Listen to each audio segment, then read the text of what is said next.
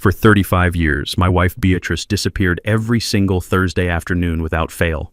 She told me she was going to a fitness class at the community center, but she always came home smelling like old paper and peppermint candy, not sweat. I never questioned her because a happy marriage is built on trust, and Beatrice was the best woman I ever knew. When she died last week, I thought my life was over. I had no idea the real battle was just beginning. Standing over her fresh grave while the dirt was still falling, my daughter-in-law leaned in and whispered that I was now her responsibility. She did not know that Beatrice left me a key, a ledger, and a secret that would burn her greedy world to the ground. Before I tell you how I destroyed my own son's future, please like and subscribe and tell me in the comments if you have ever been underestimated by your own family. The sound of the first shovel of dirt hitting the mahogany casket was the loudest noise I had ever heard. It was a dull thud that signaled the end of 40 years of partnership. I stood there in my black Sunday suit, feeling the cold Atlanta drizzle seep into my bones. My hands were shaking, not from the cold, but from a grief so hollow it felt like my chest had been scooped out with a spoon. I just wanted a moment of silence. I wanted to say goodbye to the woman who had saved me from a life of loneliness. But silence was a luxury my daughter-in-law Paige was not willing to grant me. The funeral service was barely over, and the guests were still wiping tears from their eyes when I heard her voice. It was sharp and nasal, cutting through the solemn atmosphere like a serrated knife. Paige was standing near the funeral director a few feet away from the open grave. She was not crying. She was pointing a manicured finger at a wreath of white lilies. "I cannot believe you charged us $2,000 for these," she hissed, loud enough for the pastor to turn his head. "They are already wilting at the edges. This is robbery." I felt a hand on my shoulder. It was Terrence, my son. He looked tired. His suit was ill-fitting, a size too small around the waist, and he smelled faintly of stale bourbon. He did not move to stop his wife. He just stared at his shoes as if the red clay of Georgia was the most interesting thing in the world. "Paige, please," I whispered, my voice raspy from days of crying. "Not now. Not here." She whipped her head around, her blonde hair whipping against her face. Her eyes were blue ice. There was no sympathy in them, only annoyance. "Desmond. Someone has to watch the finances," she snapped, dropping the respectful title of Dad she used to use when she wanted something. Beatrice would not have wanted us to be ripped off. "This funeral is costing a fortune." My wife's name in her mouth felt like a violation. Beatrice had been a schoolteacher for 3 decades. She was the most generous soul in this neighborhood. She would have given the coat off her back to a stranger. Paige did not know her. Paige only knew that Beatrice lived in a 4-bedroom house in a historic district that was suddenly becoming very trendy and very expensive. I turned away from her, unable to look at the disrespect any longer. The ceremony ended. Friends and neighbors from the community filed past me, shaking my hand.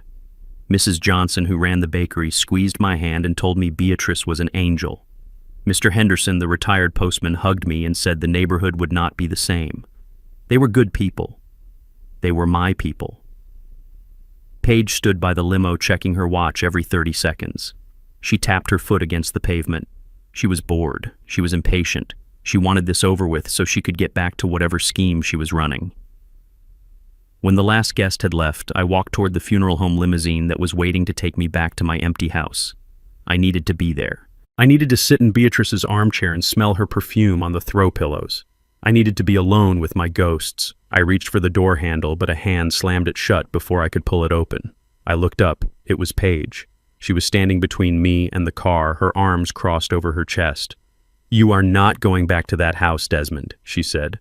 Her tone was final, like a judge passing a sentence. I blinked, confused. My grief was making my thoughts slow. "What are you talking about, Paige? That is my home." "Not anymore," she said. "Not for tonight. You are in no condition to be alone. You are distraught. You are forgetting things. Remember, you left the stove on last week. I had not left the stove on. I had been boiling water for tea, and she had turned it off before it whistled, claiming I was trying to burn the house down. It was a lie then, and it was a lie now." "I am fine," I said, straightening my back. "I am 66 years old, Paige. I am a retired master electrician. I can take care of myself. I want to go home." Terrence stepped forward then. He put a hand on my arm, but his grip was weak. "Dad, just listen to her," he mumbled, avoiding my eyes. "It is for your own safety. The house is too big. It is full of memories. It will just upset you. Just come stay with us for a few days. Just until we sort things out. Sort things out.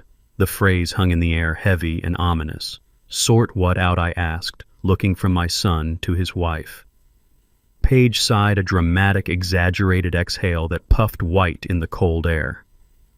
The living arrangements. Desmond, she said, speaking slowly as if I were a slow child. We cannot keep that drafty old place running just for one person. The neighborhood is changing. It is not safe for an elderly man to be alone there. We need to discuss your options. We are going to sell it. The world stopped spinning. The air left my lungs. Sell it. My house.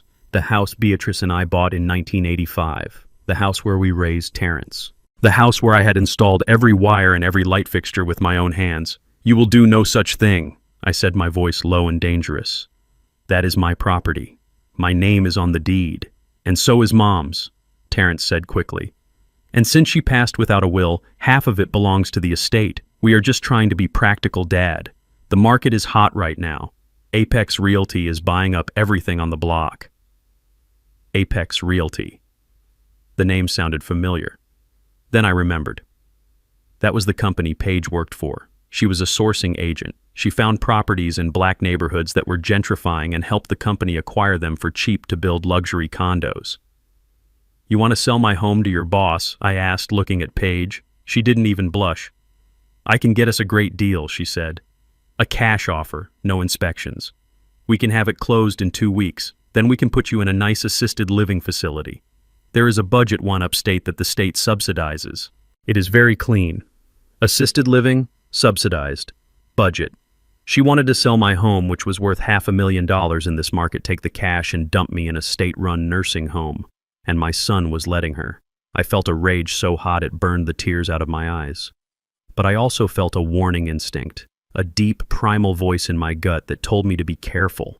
They were 2, and I was 1. They were young, and I was old. If I fought them right here in the cemetery parking lot, they would claim I was hysterical. They would claim I was having a mental breakdown. They would call the police and have me committed for observation. I had to be smarter. I had to be like Beatrice. Quiet. Observant. I took a deep breath and let my shoulders slump. I forced my face to look defeated. I let the tremor in my hands become visible. Maybe you are right, I whispered, looking at the ground. I am so tired, I just want to sleep. Paige smiled. It was the smile of a predator that had just cornered a wounded rabbit. That is the sensible decision, she said, patting my arm with a touch that made my skin crawl. Come on, you can ride with us. We will send the limo away. She turned and walked toward her silver SUV parked a few yards away. Terrence guided me like I was an invalid. I shuffled my feet, playing the part. Paige popped the trunk of the SUV. Put his bag in there, Terrence, she ordered. Terrence took the small overnight bag I had brought to the funeral home. He moved to place it in the trunk. As the trunk lid lifted, I saw it. It was buried under a pile of open house flyers and yoga mats, but the corner was sticking out. A rectangular sign, red and white plastic. I stepped closer, pretending to stumble. I put my hand out to catch myself on the bumper and I looked down. It was a for sale sign. But not just any sign. It had a sticker across the top that read, "Coming soon." And taped to the back of the sign facing up was a printout of a listing description. Historic craftsman, 4 bedrooms. Prime location for redevelopment. Owner motivated. Vacant immediately. My heart hammered against my ribs like a trapped bird. Vacant immediately. They had printed this before the funeral. They had printed this while Beatrice's body was still at the morgue. They had never intended to let me go back home. This was not a discussion. This was an eviction. I looked up and caught Paige watching me in the rearview mirror reflection. She didn't know I had seen the sign. She just saw an old man staring blankly into a trunk. "Get in the car, Desmond," she called out. "It is starting to rain harder." I climbed into the back seat of my son's car. The leather was cold. The air smelled of Paige's expensive perfume and the lingering scent of fast food. As we pulled out of the cemetery gates, leaving my wife behind in the cold ground, I made a vow. They thought they were taking a helpless, senile old man to his prison. They thought they had won the lottery. They were wrong. I looked out the window at the gray sky. I touched the pocket of my suit jacket. Inside was the only thing I had managed to save from the house before the funeral, a small velvet pouch containing Beatrice's reading glasses, and a small brass key she had pressed into my hand minutes before she took her last breath. Thursday, she had whispered. Go to Etta. Thursday. Today was Tuesday. I had to survive 2 days in the house of the enemy. I had to play the fool. I had to let them think they had won. Because come Thursday, I was going to find out what my wife had been doing for 35 years, and then I was going to make them pay for every tear I shed today. I closed my eyes and let my head drop against the headrest. Are you okay, Dad? Terrence asked from the driver's seat. His voice was thick with guilt. I am fine, son, I mumbled, letting my voice trail off into a fake doze. Just fine. I was not fine. I was frozen. Frozen with a cold anger that was sharpening my mind like a razor blade. The car sped up, heading toward their house, heading toward my cage. But they forgot one thing. You never corner a man who has nothing left to lose. The game had just begun. The guest room in my son Terrence's house was not a sanctuary. It was a holding cell with beige walls and a mattress that felt like it was stuffed with rocks. I sat on the edge of the bed, staring at the closed door, listening to the sounds of a life I was excluded from. It had been 24 hours since the funeral, and I had become a prisoner. My own home, the home Beatrice and I had built with 40 years of love and hard work, was now off limits. Paige had taken my keys. She said I would lose them. She said I was confused. She said a lot of things, but her eyes said she just wanted me out of the way. My stomach rumbled. I had not eaten since the morning. I stood up and walked to the door, turning the handle slowly. It was not locked, but it felt heavy, as if the air pressure on the other side was pushing back against me. I walked down the hallway toward the kitchen.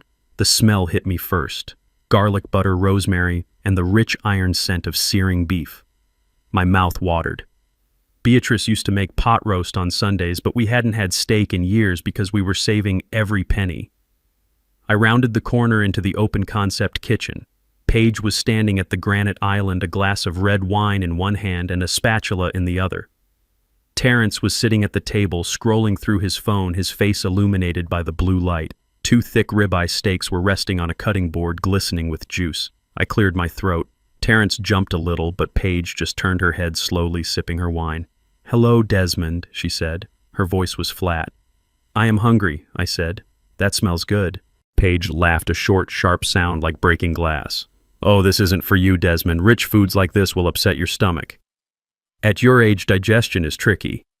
She reached behind her onto the counter and picked up a grease-stained paper bag. She tossed it onto the table in front of me. It landed with a wet thud. "I got you a number 4 from Burger King," she said. "Soft bun, easy to chew. And I got you a small soda. Don't drink it too fast, or you will accept the bathroom all night." I looked at the bag, then I looked at the steaks, then I looked at my son. "Terrence," I said, my voice steady, "you are going to let me eat a cold hamburger while you eat steak." Terrence finally looked up. His eyes were red-rimmed. He looked away quickly, unable to hold my gaze. "Just eat it, Dad," he mumbled. "Paige knows best. She is just looking out for your health. My health." They were feeding me garbage while they feasted like kings on my dime, probably using money they had already siphoned from my accounts. I wanted to scream. I wanted to flip the table. But I remembered Beatrice. I remembered the key in my pocket. I had to be smart. I had to be the confused old man they wanted me to be. I sat down slowly, my joints popping in the silence. I opened the bag. The burger was lukewarm and squashed. I took a bite, chewing slowly, staring at the wall.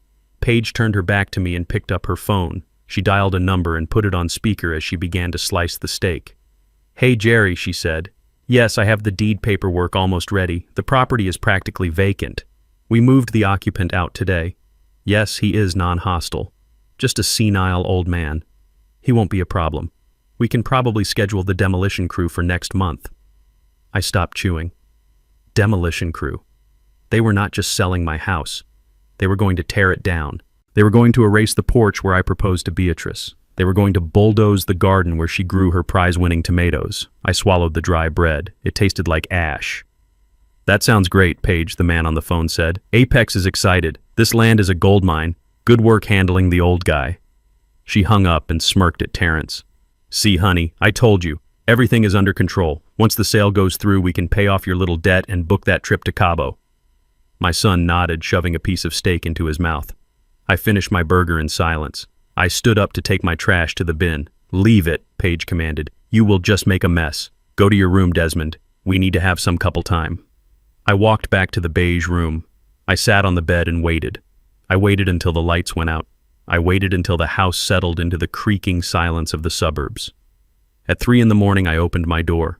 The house was dark. I needed to get out. I needed to get to my house before they destroyed everything. But the front door had a smart lock, a glowing digital keypad that I did not know the code to. I crept down the hallway, my socks sliding on the hardwood. I approached the front door. The keypad glowed blue in the darkness. I stared at it. I had heard the beeps earlier when Terrence came in. 4 beeps. I closed my eyes and visualized his fingers. He was a simple man, a man of habit. What number would he use? His birthday. No too obvious. My birthday. He probably didn't remember it. Then I remembered the day he won the state football championship in high school, the only day he ever really felt like a winner. Jersey number 82. The year was 2010. I reached out and pressed 8210. The lock buzzed red. Access denied. My heart hammered. I had 2 more tries before it would lock out and probably send an alert to Paige's phone. Think Desmond. Think. What does Paige love? Paige loves herself. I looked at the framed photos on the entry table. There was no photo of me, no photo of Beatrice, just photos of Paige. Paige at the beach, Paige at her graduation, and a photo of Paige and Terrence on their wedding day, November 4th, 1104. I reached out. 1-1-0-4.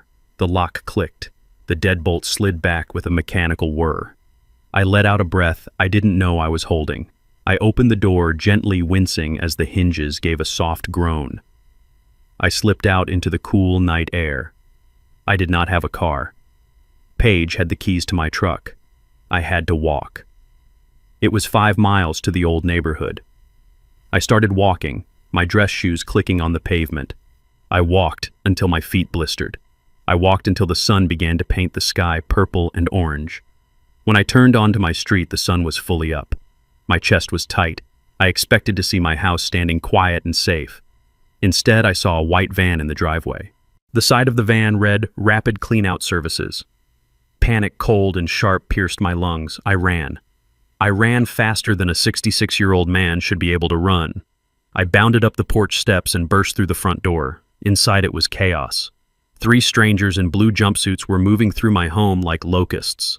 They were sweeping books off shelves into large black garbage bags. They were taking paintings off the walls. "Hey, stop!" I shouted, my voice booming off the bare walls. "Stop it, right now!" A large man with a beard looked up from the living room floor. He was holding Beatrice's ceramic vase, the one she bought in New Orleans. "Who are you?" he asked, bored. "I am the owner," I roared. "Get out of my house!" The man shrugged. Work order came from the owner, a Mrs. Paige Bell. She said, "Clean it out. Everything goes to the dump, vacant property." He turned and dropped the vase into a trash can. The sound of it shattering broke something inside me. "No," I screamed.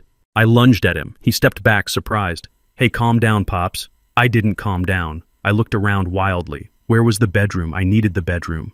I pushed past him, running down the hall. I entered the master bedroom. It was already stripped. The mattress was bare. The dresser drawers were pulled out and emptied. There was a pile of black bags in the corner. My eyes scanned the room. Where was it?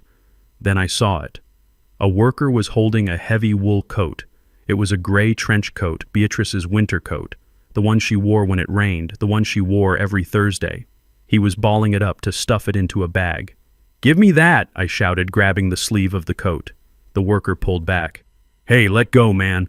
It is just old rags. It is my wife's coat," I snarled, yanking it with all my strength. The worker was young and strong, but I was fueled by a rage that burned like a furnace. I twisted the fabric and pulled.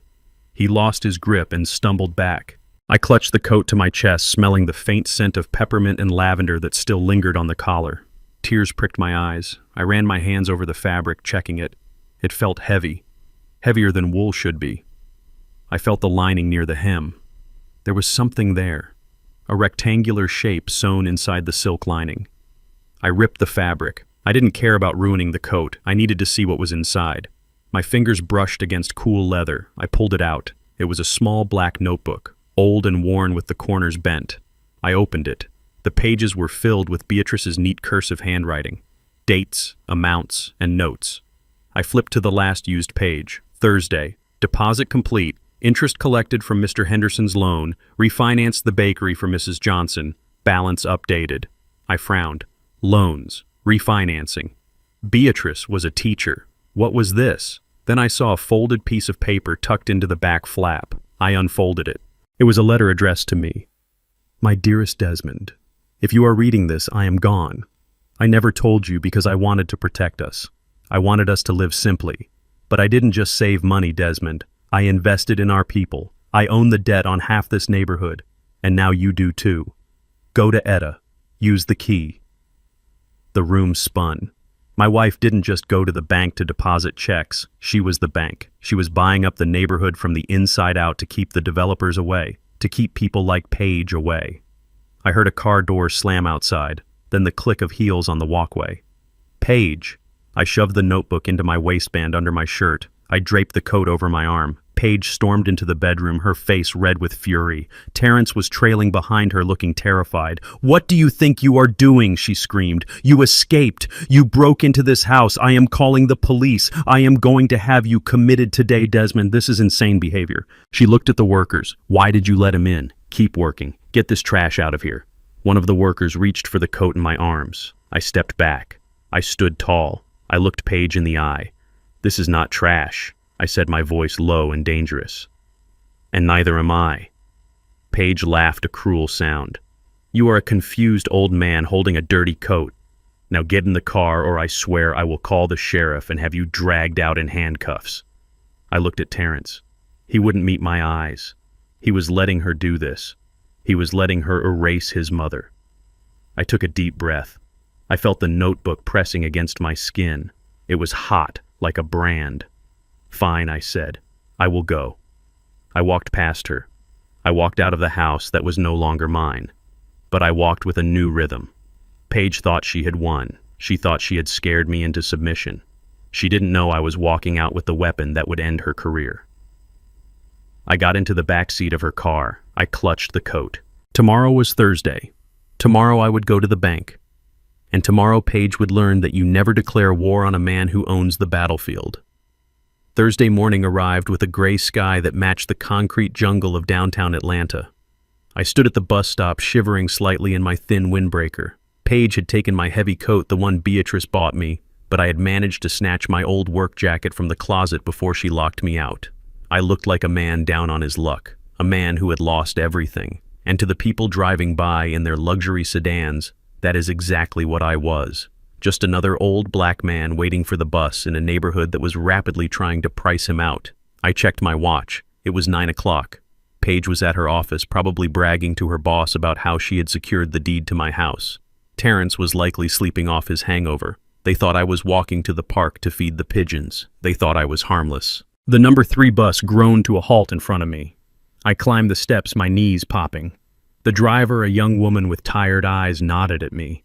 I moved to the back, finding a seat by the window. As the bus lurched forward, I watched my city pass by. I saw the changes Beatrice and I had whispered about on our front porch for years. The old soul food joint on Martin Luther King Drive was gone, replaced by a yoga studio with a glass front. The barbershop where I got my first haircut was still there, but it was flanked by a high-end coffee shop selling $6 lattes and a boutique dog grooming salon. Gentrification. It was a fancy word for erasure. It was a slow-moving wave that washed away history and left behind sterile, expensive condos. And my daughter-in-law, Paige, was riding the crest of that wave on a surfboard made of greed. I got off the bus 2 blocks from Community First Bank. The bank was a small brick building that had stood on the corner since the 60s. It didn't look like much. The sign was faded from the sun. The windows were small. It was nothing like the glass and steel fortresses Paige banked with. She called those places financial centers. She called Community First a relic. She had laughed about it once at dinner. "Why does your mother bank there, Terrence?" she had asked. "They probably still use an abacus. It is embarrassing." I walked up the steps and pushed open the heavy wooden door. A bell chimed above my head. The air inside smelled of floor wax and old paper. It was a smell that reminded me of Sunday school. It was the smell of stability. The lobby was quiet. There were no digital touchscreens, no slick marketing posters promising low-interest loans that exploded after a year, just a row of teller windows behind thick glass and a few sturdy oak desks. "May I help you, sir?" a security guard asked. He was an older man, his uniform pressed sharp. "I am here to see Mrs. Etta," I said. "My name is Desmond Bell." The guard's face softened instantly. "Mr. Bell, we heard about Mrs. Beatrice. We are so sorry for your loss." She was a pillar, a true pillar. He didn't ask for ID. He didn't ask if I had an appointment. He just pointed to the corner office. "She is expecting you." I walked toward the office. The door opened before I reached it. Etta stood there. She was a small woman with silver hair pulled back in a tight bun and eyes that had seen everything this neighborhood had to offer. She wore a sensible navy suit and pearls. "Desmond," she said softly. She didn't offer a handshake. She pulled me into a hug that smelled of rose water and strength. I felt my composure crack. "I miss her, Etta," I whispered. "I know," she said, patting my back. "I know. But you are here. And it is Thursday. She said you would come on a Thursday." She pulled back and looked me in the eye. "You have the key." I nodded, reaching into my pocket. I pulled out the small brass key Beatrice had given me on her deathbed. Etta nodded solemnly. "Come with me." We walked past the tellers to the back of the bank. We stood before the heavy steel gate of the vault. Etta punched in a code and turned a wheel. The gate swung open with a groan of heavy metal. Inside, the air was cool and still. Walls of safety deposit boxes lined the room. "Box 404, Etta said, pointing to a large box at eye level. I inserted my key. Etta inserted hers. We turned them together. The lock clicked. I pulled the box out. It was heavy, heavier than I expected. My heart began to race. Was it gold? Was it cash? Had Beatrice been hoarding coins for 35 years? I carried the box to a small private viewing room Etta gestured toward. She closed the door, leaving me alone. I sat down at the table. My hands shook as I lifted the lid. There was no gold. There were no stacks of $100 bills. There was just paper. Stacks and stacks of paper neatly organized in manila envelopes. I felt a pang of disappointment. What was this? Old letters. Recipes. I reached for the first envelope. It was labeled The Johnson Bakery. I opened it. Inside was a legal document, a promissory note. Loan amount $50,000. Lender Beatrice Bell. Borrower Marcus Johnson. Status paid in full. Interest forgiven. I frowned. Mrs. Johnson's Bakery. The one that almost closed 5 years ago when her husband got sick. Everyone thought the bank saved them. I picked up the next envelope. Carter's Barber Shop. Inside was a deed of trust. Beatrice held the lien on the property. She had refinanced his predatory loan from a commercial lender and given him a fixed rate of 1%. I started going through the envelopes faster, my breath catching in my throat. The community garden lot. Deed. Owner Beatrice Bell, the old hardware store. Deed. Owner Beatrice Bell, the corner grocery, commercial lease agreement. Landlord Beatrice Bell. My hands were trembling so hard I dropped a document. It fluttered to the floor. I picked it up. It was a map of our neighborhood. Beatrice had color-coded it. Blue squares were properties she owned outright. Green squares were businesses she held the debt for. I stared at the map. The blue and green squares formed a wall, a literal fortress around the heart of our community. Beatrice hadn't been going to the bank to deposit $50 a week.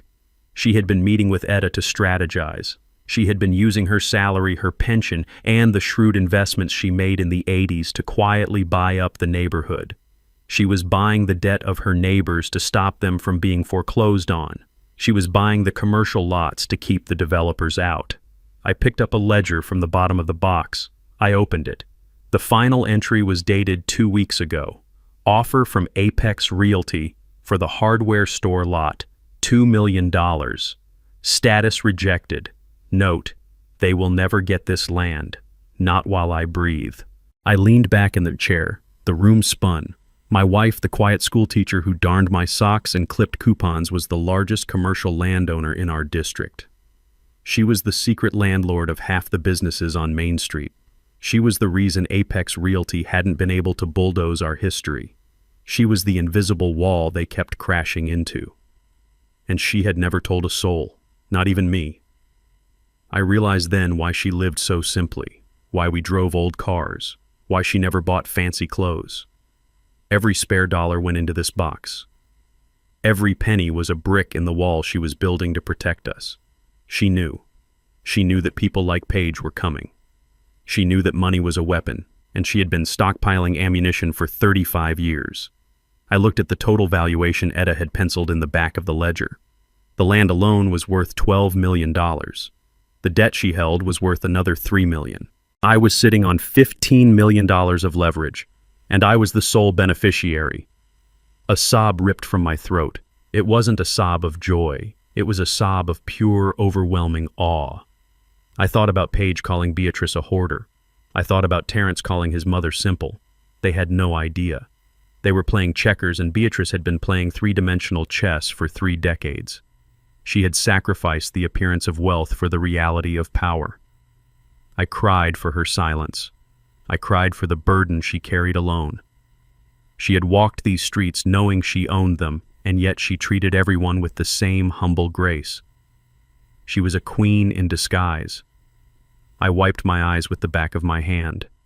The tears stopped. A cold clarity replaced them. I looked at the map again. I looked at the red circle Beatrice had drawn around our house. "Do not sell," she had written in red ink. "This is the keystone." I understood now. Our house wasn't just a house. It was the connector. It sat on the double lot that connected the commercial district to the residential zone. If Apex got our house, they could petition the city for rezoning. They could break the wall. That was why Paige was so desperate. That was why she had a buyer lined up before the funeral. She needed that keystone, and she thought she had taken it from a helpless old man. I stood up. I put the papers back in the envelopes. I put the envelopes back in the box. I was not just a retired electrician anymore. I was the guardian of the wall. I was the keeper of the gate. I walked out of the viewing room. Etta was waiting for me. She saw my face, and she smiled. A small, knowing smile. "You know now," she said. "I know," I replied. She handed me a thick manila folder. "This is the rest of it," she said. "The legal trust she set up. It activates upon her death. You are the sole trustee, Desmond. You have absolute power over the assets. You can sell them, you can keep them, you can burn them, it is all yours." I took the folder. It felt heavy like a shield. "I am not selling," I said. Etta nodded. "I didn't think so." Beatrice chose well. I walked out of the bank. The sun had broken through the gray clouds. The street looked different now. I didn't see rundown buildings. I saw my wife's legacy. I saw the bakery she saved. I saw the barbershop she protected. I saw the empire she had built for us. I walked to the bus stop. I had to go back to Paige's house. I had to go back to the cage. But I wasn't a prisoner anymore. I was the warden. I patted the folder tucked securely inside my jacket. Paige wanted to talk about real estate. She wanted to talk about assets and liabilities. Fine, we would talk. But first I had a phone call to make. I needed a lawyer, not just any lawyer. I needed the shark that Beatrice had been feeding for years. I pulled out the notebook again and found the name listed under emergency contacts, Harper Vance, attorney at law. I dialed the number. Beatrice had prepared the battlefield. Now it was time for me to go to war. The return trip to the suburbs felt like a military operation behind enemy lines. I clutched the manila folder to my chest under my jacket, feeling the sharp edges of the paper digging into my ribs. That folder was not just paper. It was a loaded gun. It was the deed to the neighborhood and the salvation of my dignity. But for now, it was contraband. If Paige found it before I was ready, everything Beatrice had built would turn to ash. I got off the bus a block away from my son's house. I checked my watch. It was 11 in the morning. Paige usually took her lunch break around noon, but she worked from home on Thursdays. I had to be silent. I had to be invisible. I approached the front door. My heart was hammering a frantic rhythm against my sternum. I punched in the code, 1104. The lock clicked. I slipped inside and closed the door with the gentlest click I could manage. The house was cool and smelled of lemon polish and ambition. I crept down the hallway to the guest room. I needed a hiding spot, a place Paige would never look. She was the type of woman who checked surfaces but never looked underneath things. She lived on the surface. I knelt by the dresser. It was a cheap particle board piece. I pulled out the bottom drawer. There was a gap between the bottom of the drawer and the floor. I taped the thick envelope to the underside of the drawer using a roll of duct tape I found in the kitchen junk drawer earlier.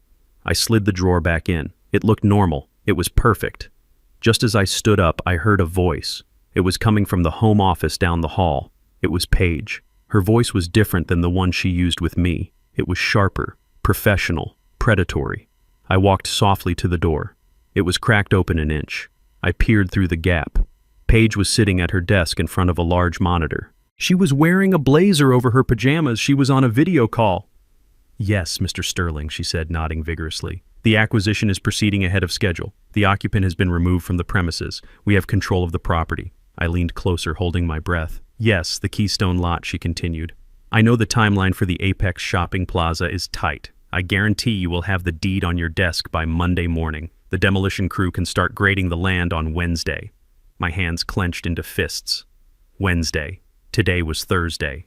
She was planning to bulldoze my life in less than a week. A shopping plaza. She wanted to turn Beatrice's garden into a parking lot for a chain coffee shop. She laughed a sound that lacked all warmth. "Oh, do not worry about legal pushback. The owner is my father-in-law. He is suffering from rapid cognitive decline. He does not even know what day it is. We are filing for emergency guardianship tomorrow. Once the judge signs off, I sign the deed. It is a done deal." I felt a cold sweat break out on my forehead. Guardianship.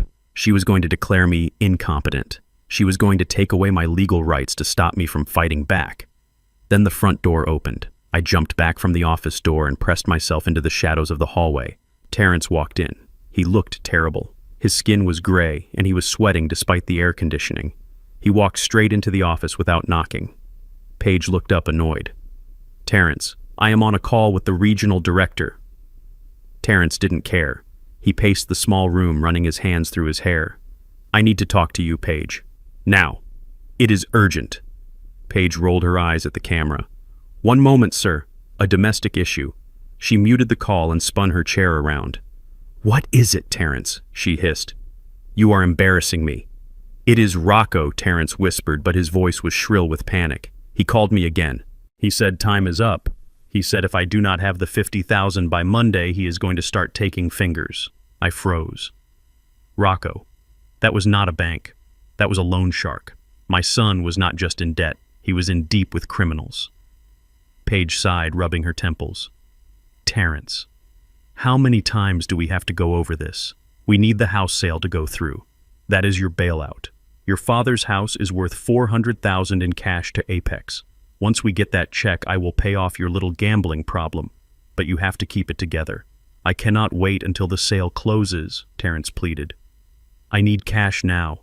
Can we take a bridge loan against the equity? Can we borrow from the company?" "No," Paige snapped. "That is embezzlement. I am not going to jail because you cannot stop betting on horses. You just have to manage Rocco for 3 more days. Just 3 days. Get your father to sign the power of attorney paperwork tonight. If he signs it voluntarily, we do not have to wait for the court." Terrence looked sick. "He is not going to sign it, Paige. He is stubborn. He is not crazy. He knows what he is doing." Paige stood up. She walked over to Terrence and grabbed his face in her hands. She looked like she was comforting him, but her nails dug into his skin.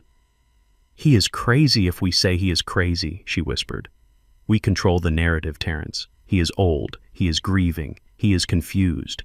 We just have to help him show everyone how confused he is. Do you understand?" Terrence nodded slowly. "I understand." "Good. Now get out. I have to close this deal." I backed away silently. My heart was breaking. My son was not just weak. He was desperate. And a desperate man is a dangerous man. He was willing to sacrifice me to save his own skin. He was willing to let his wife paint me as a lunatic so he could pay off a bookie. I retreated to the guest room. I sat on the bed and stared at the wall. They wanted a crazy old man. They wanted a senile fool who could not be trusted with a toaster, let alone a property deed. Fine. I would give them exactly what they wanted. I would give them a performance worthy of an Oscar. I would make them so confident in my incompetence that they would never see the knife coming until it was buried in their backs. I stood up. I messed up my hair. I pulled my shirt untucked so it hung sloppily on one side. I unzipped my fly just a little bit, just enough to look careless and undignified. I walked out of the room. I shuffled my feet, dragging them on the floor. I let my mouth hang open slightly. I walked into the kitchen where Terrence was drinking a glass of water with shaking hands. I stared at him blankly. "Who are you?" I asked, my voice tremulous and high. Terrence turned around. "Dad, it is me. Terrence, your son." I squinted at him. "Terry." "No, Terry is a little boy. You are too big." "Where is Beatrice?" "I want Beatrice. She said she was making pancakes." Terrence looked at me with a mixture of relief and sadness. "Dad, Mom is gone. Remember?" I shook my head violently. No, she is at the store. She is getting syrup. I will wait here." I sat down at the kitchen table. I picked up a napkin and started tearing it into tiny strips, piling them up like snow. Paige walked into the kitchen. She looked at me tearing the napkin. She looked at my unzipped fly. A smile curled on her lips. "See?" she said to Terrence. "I told you, he is losing it fast." The stress of the funeral pushed him over the edge. "This is perfect." I looked up at her. "Hello, nurse," I said. "Is it time for my medicine? The red pill or the blue one?" Paige laughed. It was a cold victory sound. "Yes, Desmond. It will be time for your medicine soon. Very soon." I stood up abruptly, knocking the chair back. It clattered to the floor. "I have to go," I announced. "Where do you have to go?" Dad Terrence asked, reaching out to steady the chair. "To the toilet," I shouted. I walked down the hall to the powder room. I went inside and left the door wide open. I stood over the toilet. I flushed it 3 times without doing anything. Then I turned on the sink faucet full blast and let the water run. I walked back out, leaving the water running, leaving the toilet gurgling. "Dad, you left the water on?" Terrence said, rushing past me to turn it off. "I did not," I argued. "It was the rain. The roof is leaking. Beatrice needs to call the roofer." I walked back to the guest room, muttering to myself about leaking roofs and pancake syrup. I sat on the bed and listened. "He is totally gone," Paige said, her voice echoing from the kitchen. "We do not even need to forge the signature. The doctor will take one look at him and sign the commitment papers. We can have him in the facility by Sunday." "We should feel bad," Terrence mumbled. "We should feel rich," Paige corrected. "Focus on the money, honey. Focus on your fingers staying attached to your hand." I lay back on the bed. I stared at the ceiling. They took the bait. They thought I was a broken old man losing his mind. They thought I was helpless. They didn't know that under the mattress was the power to destroy them. They didn't know that while they were planning to sell my house, I was planning to foreclose on their entire lives. I closed my eyes. "Play the fool," Desmond Beatrice's voice whispered in my memory. "Play the fool and watch them hang themselves." I smiled a small secret smile. Let them bring the doctors. Let them bring the lawyers. I was ready. The trap was set, and they were walking right into it. Friday evening arrived with the nervous energy of a bomb squad trying to defuse a live explosive. Paige was vibrating with anxiety. Her boss, Mr. Sterling, was coming for dinner. This was the man who held the keys to her career, the man who could fire her for missing her quota or promote her to regional manager if she delivered the deed to my house. She marched into the guest room at 5 o'clock, holding a bundle of clothes that smelled of mothballs and damp basements. "Put these on," she ordered, tossing the pile onto the bed. I looked at the clothes. It was an old pair of gardening trousers stained with grass at the knees and a flannel shirt that was missing 2 buttons. They were my work clothes from 20 years ago, clothes I kept in a box in the garage for painting or fixing the plumbing. "Why?" I asked, letting my voice quaver. "I have my suit." Beatrice liked my suit. "You are not wearing a suit," Desmond Paige snapped. "You are a charity case. Mr. Sterling needs to see that we are taking care of a confused, helpless, indigent old man. If you look too put together, he might ask why you haven't signed the papers yet. He needs to see that you are mentally gone. You need to look the part." She wanted me to be a prop. She wanted me to be the visual evidence of her burden. I picked up the flannel shirt. My hands shook, partly from acting and partly from the rage boiling in my veins. "Okay," I whispered. "Okay, Paige, whatever you say. Good. And remember, you do not speak unless spoken to. You eat your soup. You smile. And if you have to use the bathroom, you ask me first. I do not want any accidents in front of the CEO of Apex Realty." She spun on her heel and marched out. I dressed slowly. The pants were loose around my waist. The shirt hung off my shoulders. I looked in the mirror. I didn't see a broken man. I saw a man in costume. I saw a soldier putting on camouflage. I checked my pocket. I had my burner phone, the one lawyer Harper had given me that morning at the diner. It was small and silent. I also had the small USB drive Harper had given me. If you can get his phone, Harper had said, just plug this in for 30 seconds. It will clone the SIM and give us remote access to his messages. We need to know who his loan shark is. It was a long shot. Terrence never let his phone out of his sight. But tonight was going to be chaotic. I would make sure of that. I walked out to the living room. The house had been transformed. Fresh flowers were on every surface. The lighting was dimmed to a golden glow. And in the center of the room sat Paige's pride and joy, the white Italian leather sofa. She had bought it 3 months ago for $5,000. She didn't let anyone sit on it. It was pure, pristine white. It was a monument to her vanity. I stood in the corner, my hands clasped in front of me, trying to look as pathetic as possible. The doorbell rang. Paige smoothed her dress, took a deep breath, and opened the door. "Mr. Sterling," she exclaimed, her voice pitching up an octave. "Welcome. Please come in." Mr. Sterling walked in. He was a tall man with silver hair and a suit that cost more than my first car. He had the eyes of a shark, dead and constantly moving. "Paige," he said, his voice booming. "Lovely home. Very suburban." "Thank you, sir," Paige beamed. "Let me take your coat." Sterling looked around the room. His eyes landed on me. He frowned. "And this must be the problem," he said, pointing at me with his chin. Paige rushed to my side, grabbing my arm with a grip that pinched. "Yes, this is my father-in-law, Desmond. As I told you, his mind is failing. He is very confused. We are just waiting for the court order on Monday so we can finalize the transfer of the property." Sterling walked up to me. He looked me up and down, taking in the stained pants and the missing buttons. He didn't see a person. He saw a signature. "Can you hear me, old-timer?" he asked, speaking loudly. I stared at his tie. It was red silk. "Hello," I said softly. "Are you the doctor?" Sterling laughed, a harsh barking sound. "No, I am the man who is going to turn your rat trap of a house into a gold mine." He turned to Paige. "He looks ready for the glue factory." "Good work, Paige. It is tragic, really, but progress requires sacrifice."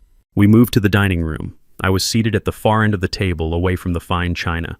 Terrence sat opposite me, looking like he wanted to dissolve into the floor. Dinner was a tense affair. Paige had catered a 4-course meal. She poured expensive red wine into crystal glasses. Sterling drank deeply and began to talk.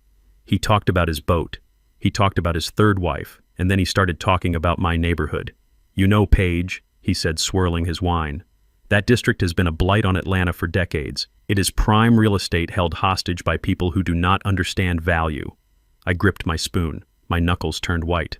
"They sit on these properties," Sterling continued. "They let them rot. They have no vision. It is our duty really to go in there and clean it up. We are doing them a favor. We are washing away the grime and bringing in civilization." He was talking about my friends. He was talking about Mrs.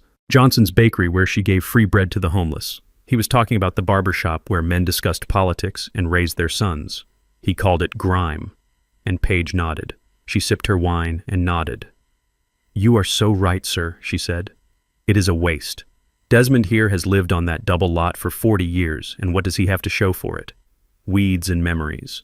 It is time for a change. It is time for a better class of people to move in. A better class of people." She looked at me and smiled a cold, thin smile. Terrence stared at his plate. He didn't say a word. He didn't defend his home. He didn't defend his father. He was a coward bought and paid for by his wife's ambition and his own gambling debts. I felt a fire in my belly. It was the same fire Beatrice had when she marched on City Hall in the 90s. It was the fire of dignity. I watched Paige refill Sterling's glass. Then she refilled her own. She left the bottle of Cabernet Sauvignon on the table near me. I looked at the white sofa in the living room, visible through the archway. It was gleaming under the track lighting. It was time for a scene. I stood up. My legs shook. "Where are you going, Desmond?" Paige snapped. "Sit down." "I have to go," I mumbled. "I have to go home." "Sit down," she hissed. "You are not going anywhere." I reached for my water glass, but my hand swatted the bottle of red wine instead. It wasn't a little nudge. It was a hard, calculated shove, disguised as a tremor. The heavy bottle tipped. It hit the edge of the table. It spun in the air, spraying dark red liquid in a wide arc. It splashed across the table. It hit Sterling's gray suit.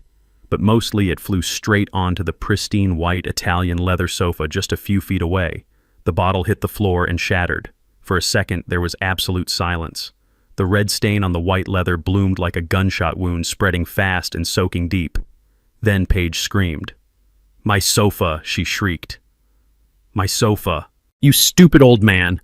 She jumped up, knocking her chair over. She grabbed napkins from the table and ran toward the living room, dabbing frantically at the leather, which was only smearing the stain deeper.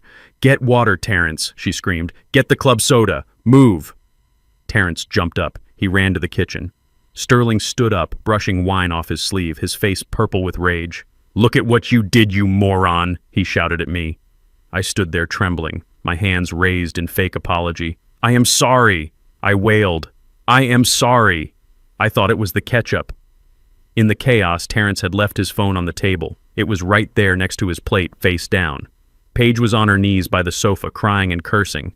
Terrence was in the kitchen, rummaging for cleaning supplies. Sterling was busy wiping his suit with a napkin. Nobody was looking at me.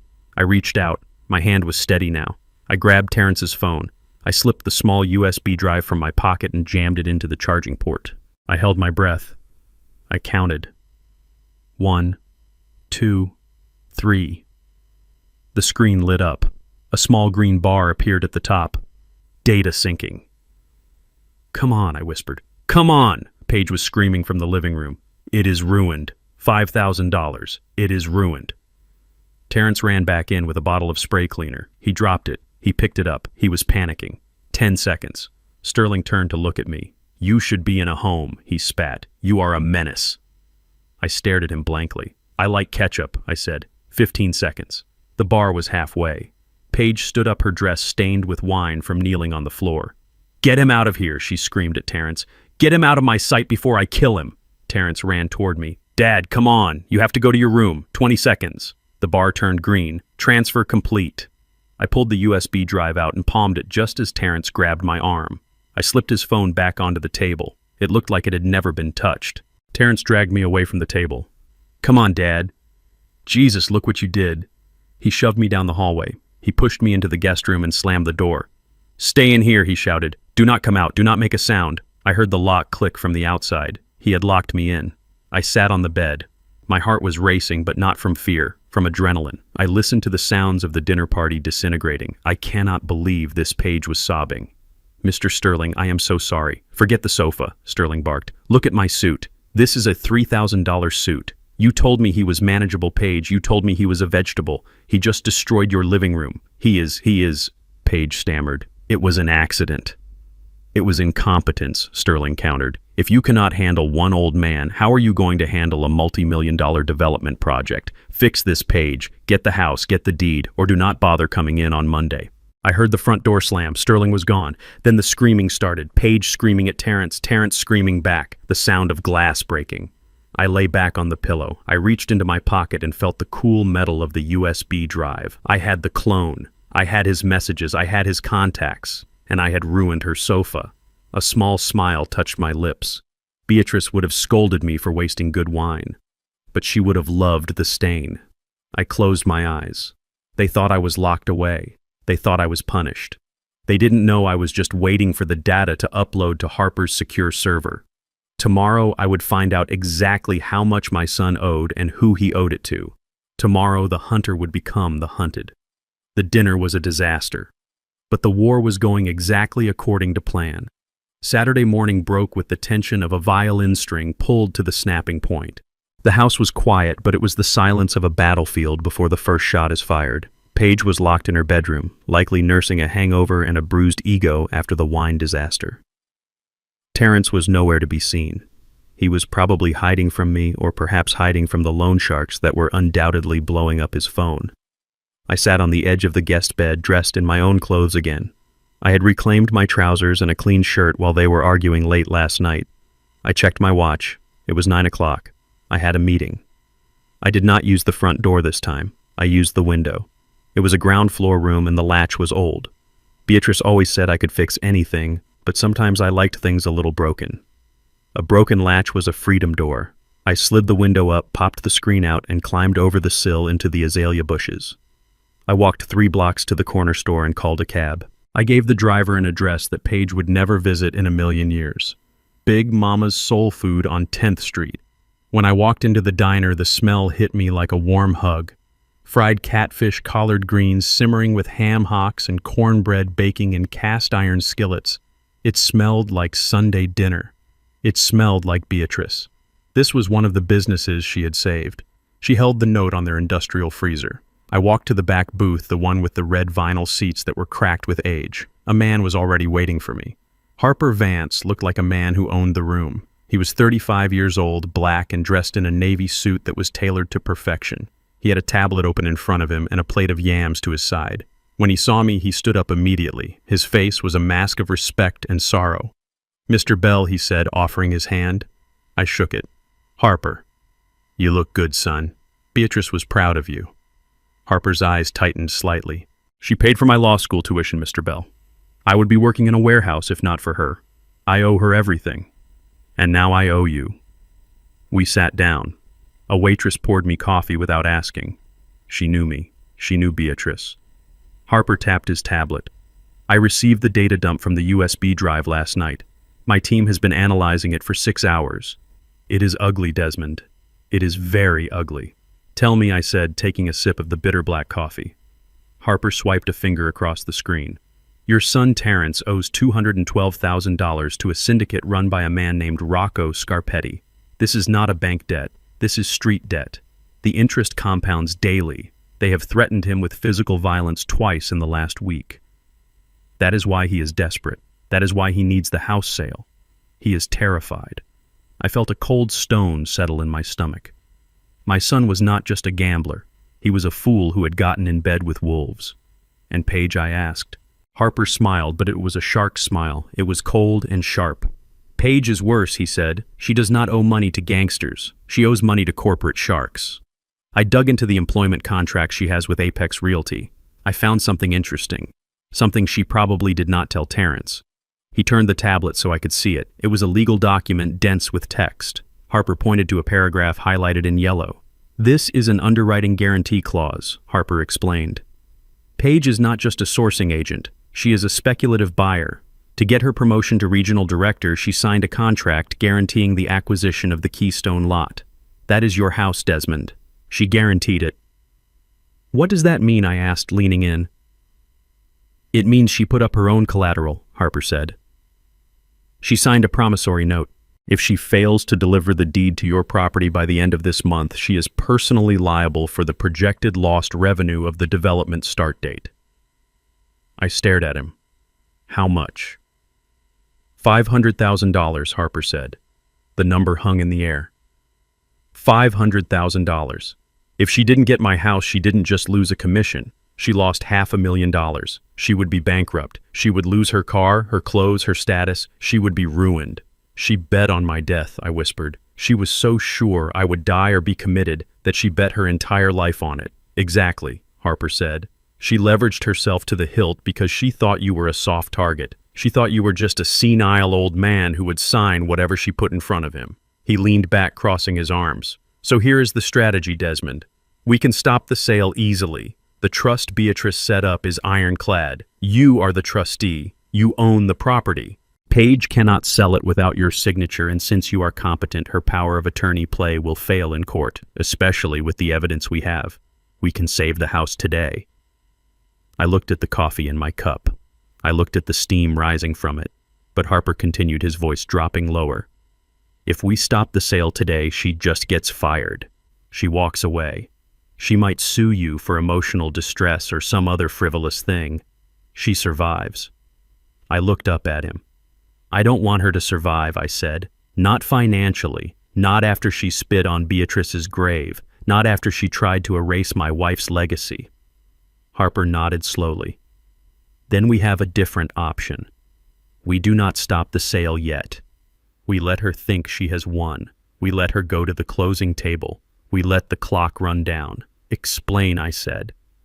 "The deadline for her contract is next Friday," Harper said. If she does not have the title by 5 p.m. on Friday, the penalty clause activates. She owes Apex $500,000 immediately. They will garnish her wages. They will seize her assets. They will destroy her credit. She will never work in real estate again. So we wait, I asked. We wait. Harper confirmed. We let her file for guardianship. We let her bring the doctors.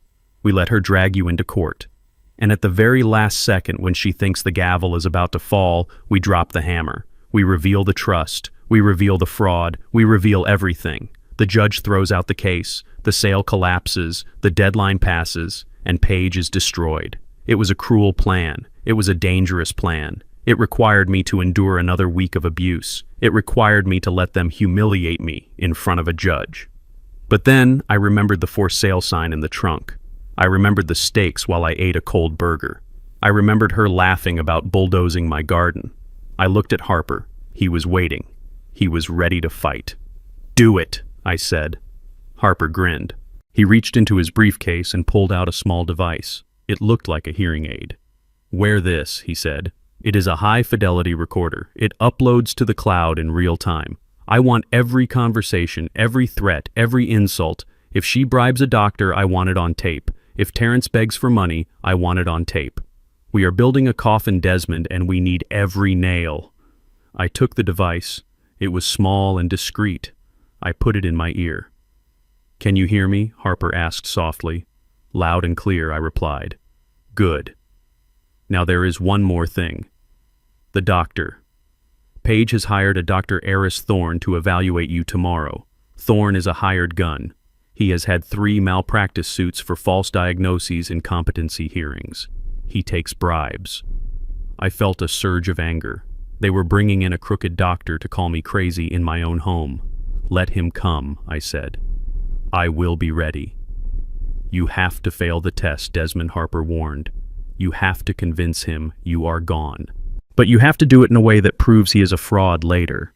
When he asks you questions, give him answers that sound crazy but are actually specific references to things he cannot know." Like what I asked. Harper pulled up a file on his tablet. "Thorne has a mistress. Her name is Lola. He bought her a Mercedes last week using company funds." I smiled. It was a cold, hard smile. "I think I can work with that," I said. We finished our breakfast. I ate the catfish and greens with a hunger I hadn't felt in days. It tasted like strength. It tasted like home. Harper paid the bill. "You head back now, Desmond," he said. "Stay in character. Do not break. They're going to get desperate as the deadline approaches. They might get mean." "Let them," I said, standing up. "I am an electrician, Harper. I know how to handle high voltage.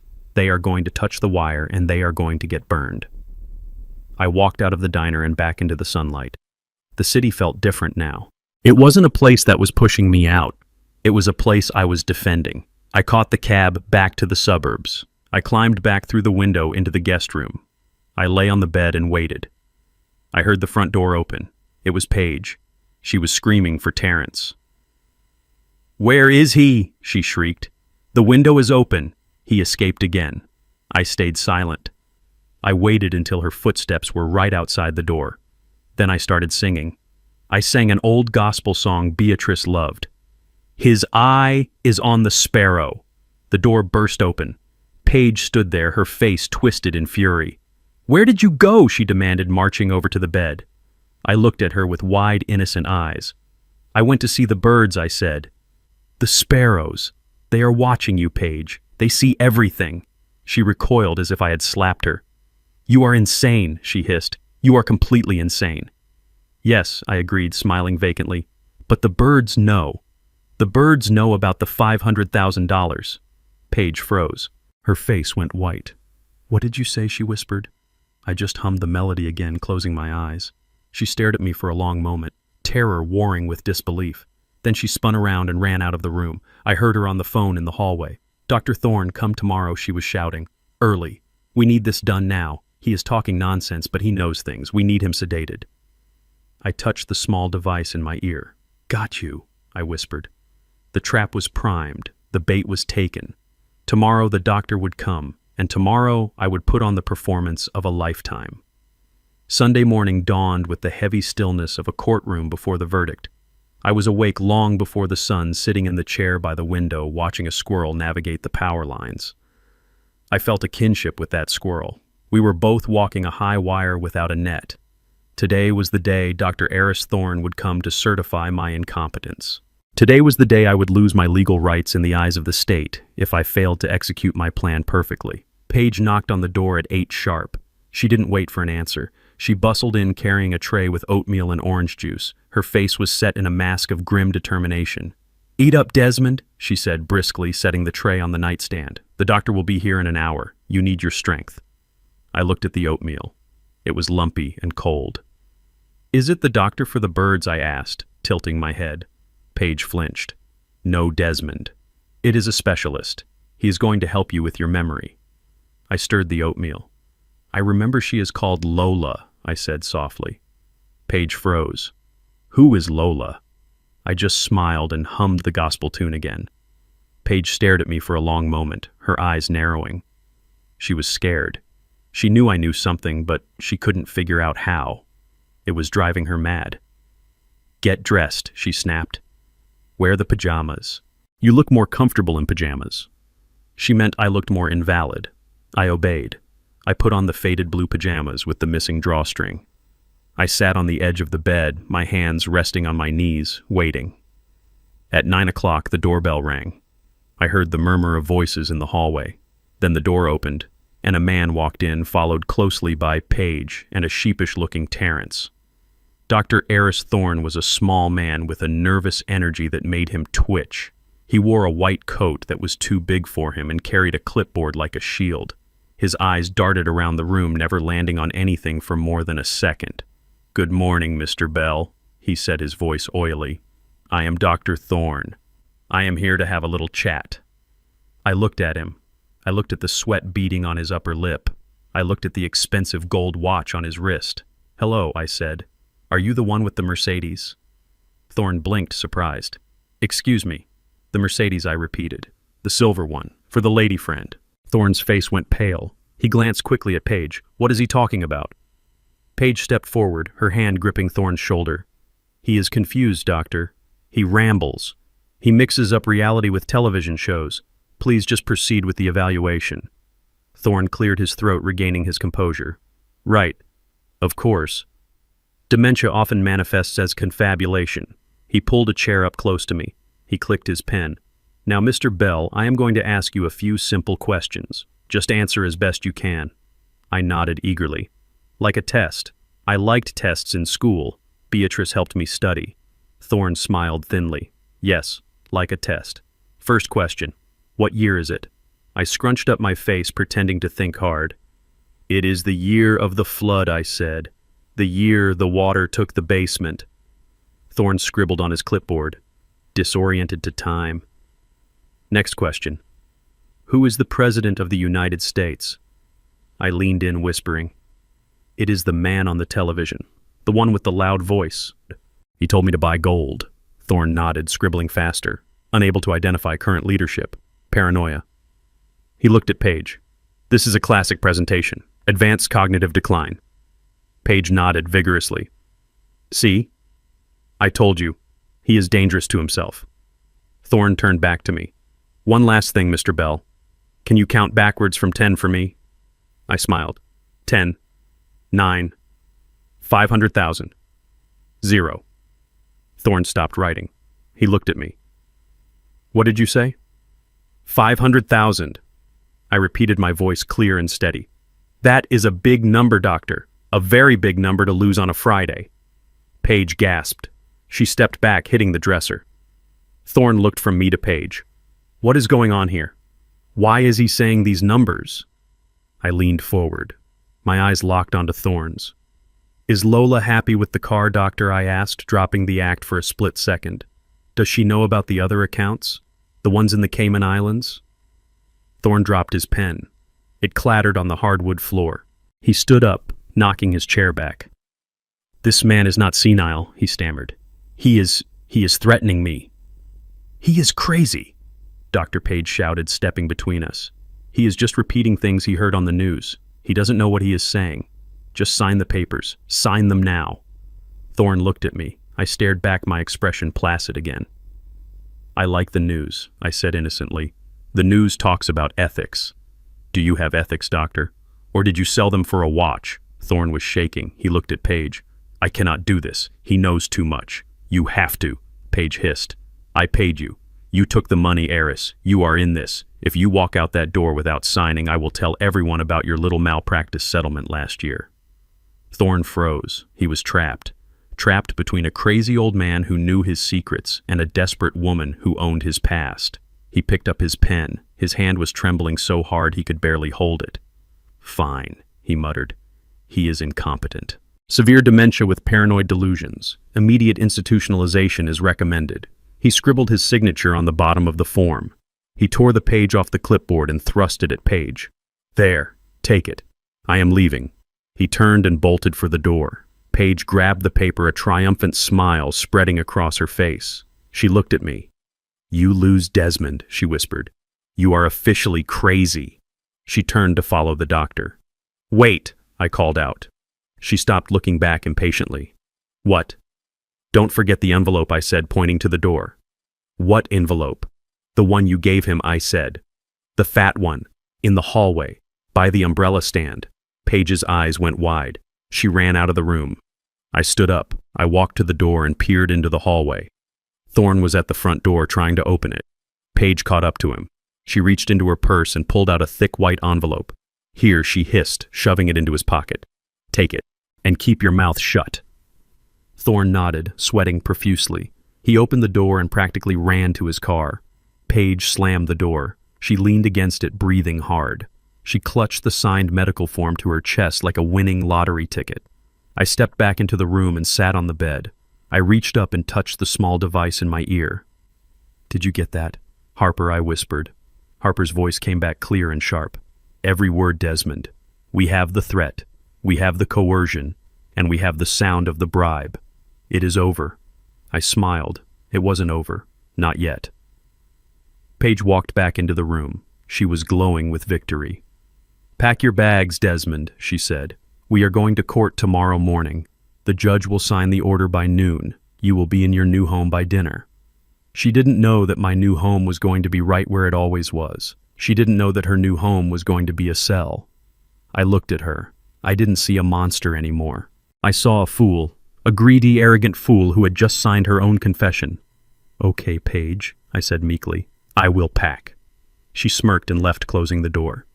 I waited until her footsteps faded. Then I pulled out the small notebook from under the mattress. I turned to a blank page. Sunday. The doctor signed. The bribe was paid. The trap is sprung. I closed the book. Tomorrow was Monday. Tomorrow was Judgment Day. But tonight I had one more visitor to deal with. My son. I knew he would come. Fear makes people do stupid things. And Terrence was terrified. I lay down and closed my eyes. Let him come.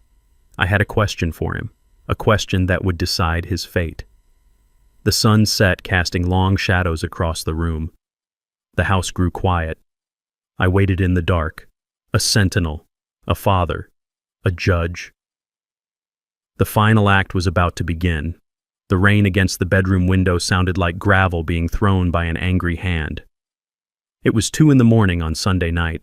The darkness in the room was absolute, save for the thin line of street lamp light slicing through the gap in the curtains. I lay on the bed fully dressed under the covers, my breathing shallow and even.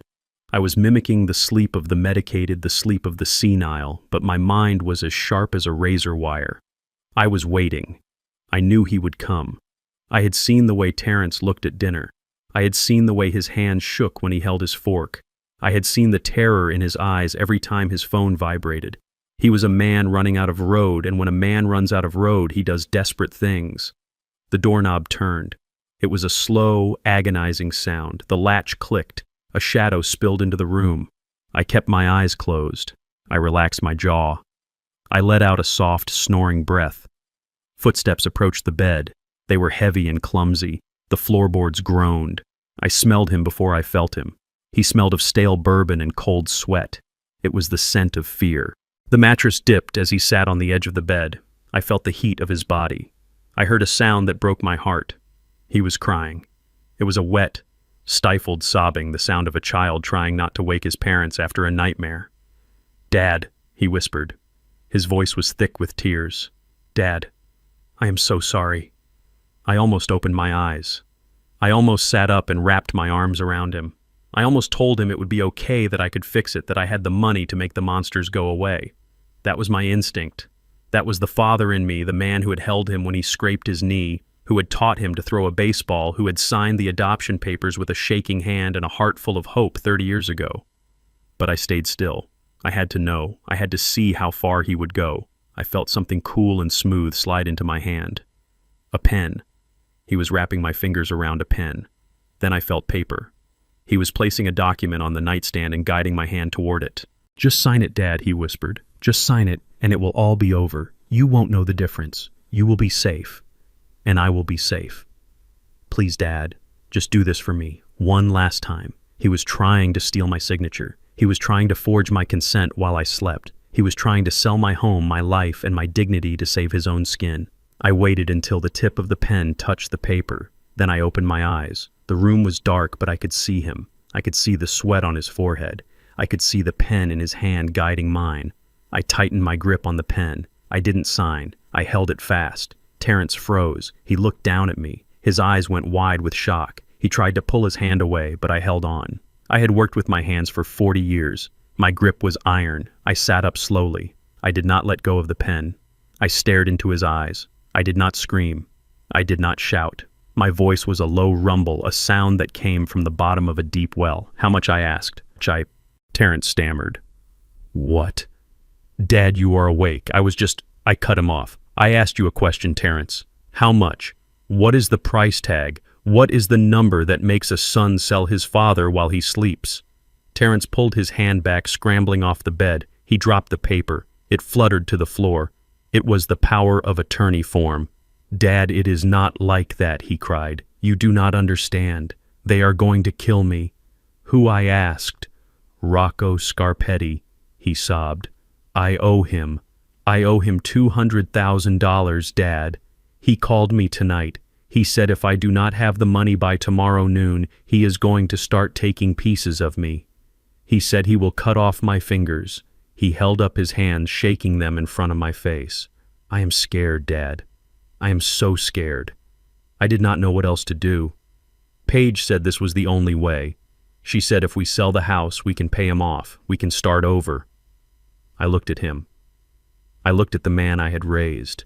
He was 32 years old, but in that moment he looked like a toddler who had broken a vase and blamed the cat. "So you decided to break me instead," I said. "You decided to put me in a home.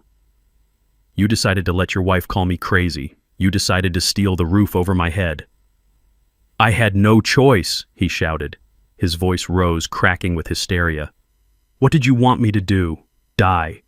Did you want me to die, Dad? I wanted you to come to me," I said. "I wanted you to be a man. I wanted you to tell me the truth. Tell you the truth." He laughed, a bitter, ugly sound. "Tell you what? That I am a failure, that I lost my job, that I gambled away everything. And what would you have done, Dad? You would have given me a lecture. You would have told me about hard work. You would have told me about saving pennies in a jar." He paced the room, his hands pulling at his hair. "You and Mom," he spat. "You were always so perfect, so humble, living in that small house, driving those old cars. You acted like being poor was a virtue. You acted like struggle was noble. Well, I hated it. I hated every second of it. I hated wearing secondhand clothes. I hated not having what the other kids had. I listened. I felt the words hitting me like stones. We gave you everything we had," I said softly. "We gave you love. We gave you a home. We paid for your college. You gave me mediocrity," he screamed. "You taught me to be small. You taught me to be afraid of success. That is why I gambled, Dad, because I wanted to be big. I wanted to be someone. I wanted to have what Paige has. I wanted to win." He stopped pacing. He looked at me with a look of pure resentment. "And now you are sitting there judging me," he said. "You are sitting there with your judgment and your disappointment. You have no idea what it is like to be drowning. You have no idea what it is like to need money so bad you can taste it." I stood up. I walked over to the window and looked out at the rain. I thought about the box in the bank vault. I thought about the $15 million in assets. I thought about the trust fund Beatrice had set up for him. A trust fund that was supposed to unlock when he turned 35 or when he showed maturity. He was right. I didn't know what it was like to need money for gambling, but I knew what it was like to starve so my son could eat. I knew what it was like to work double shifts so he could have new shoes. I turned back to him. "You are right, Terrence," I said. "I failed you." Terrence looked surprised. He blinked. "I failed you because I protected you," I continued. "I failed you because I thought love was enough. I thought if I showed you how to be a good man, you would become one. But you did not want to be a good man. You wanted to be a rich man." I walked over to the door. I opened it. "Get out," I said. Terrence stared at me. "What?" "Get out of my room," I said. "Go to your wife. Go to your loan shark. Go to your destiny. But do not come back in here."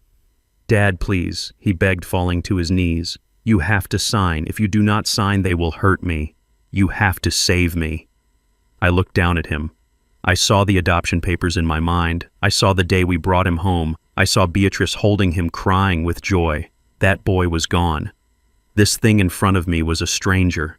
"I cannot save you, Terrence," I said, "because you do not want to be saved. You want to be bailed out, and there is a difference." I stepped back. "But Dad," he cried, reaching for my leg. I kicked his hand away. It was a reflex, a rejection. "No," I said. I slammed the door in his face. I turned the lock. I heard him pounding on the wood. I heard him screaming. I heard him crying. Dad opened the door. "Dad, please." I walked to the bed and sat down. I did not open the door. I listened to his sobs turn into curses. I listened to him kick the door one last time before retreating down the hall. I sat in the dark. My heart was a stone in my chest. It was heavy and cold and dead. I had lost my wife on Tuesday. And tonight, on a rainy Sunday, I had lost my son. He had blamed his poverty. He had blamed us. He had rejected the very foundation of our lives. He didn't know that we were never poor. He didn't know that we were kings in disguise. And because he could not see past the surface, he would never inherit the kingdom.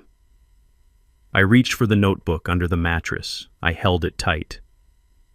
Tomorrow was Monday. Tomorrow was the court hearing. Terrence had made his choice. He chose the lie.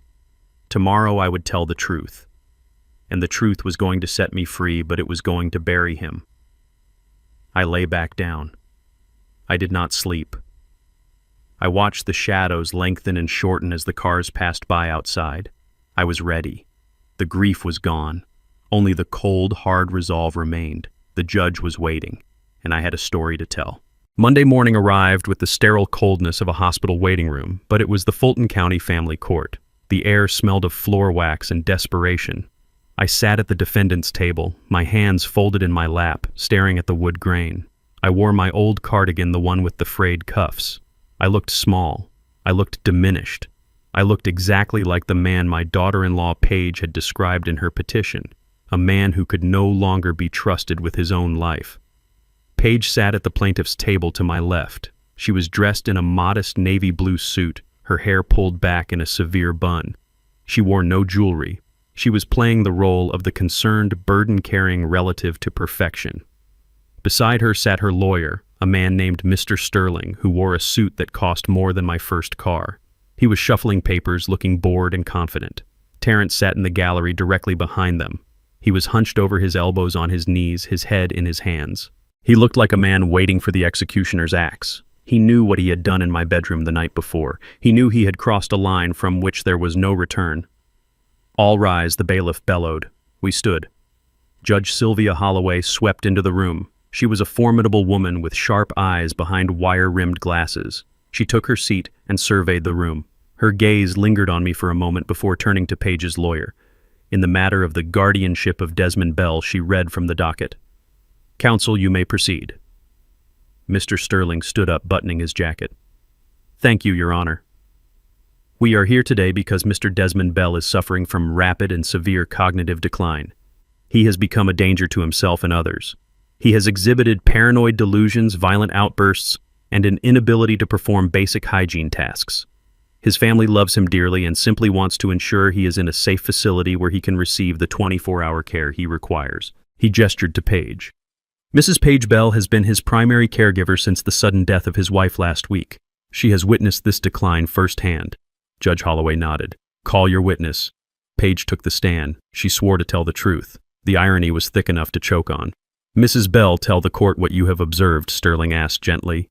Page sniffed, dabbing at her dry eyes with a tissue. It has been heartbreaking, Your Honor.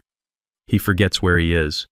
He leaves the water running for hours, flooding the bathroom. He destroyed my living room in a fit of rage on Friday night, throwing a wine bottle because he thought it was ketchup. He wanders out of the house at night. He talks to birds. He thinks the birds are spies. She looked at me with a face full of practiced pity. We just want him safe. We found a wonderful facility upstate. It is within our budget. We are willing to sell his house to pay for his care. We just want Dad to have peace. The judge looked at me. She saw an old man staring at the ceiling, humming softly. I was giving Paige exactly what she wanted.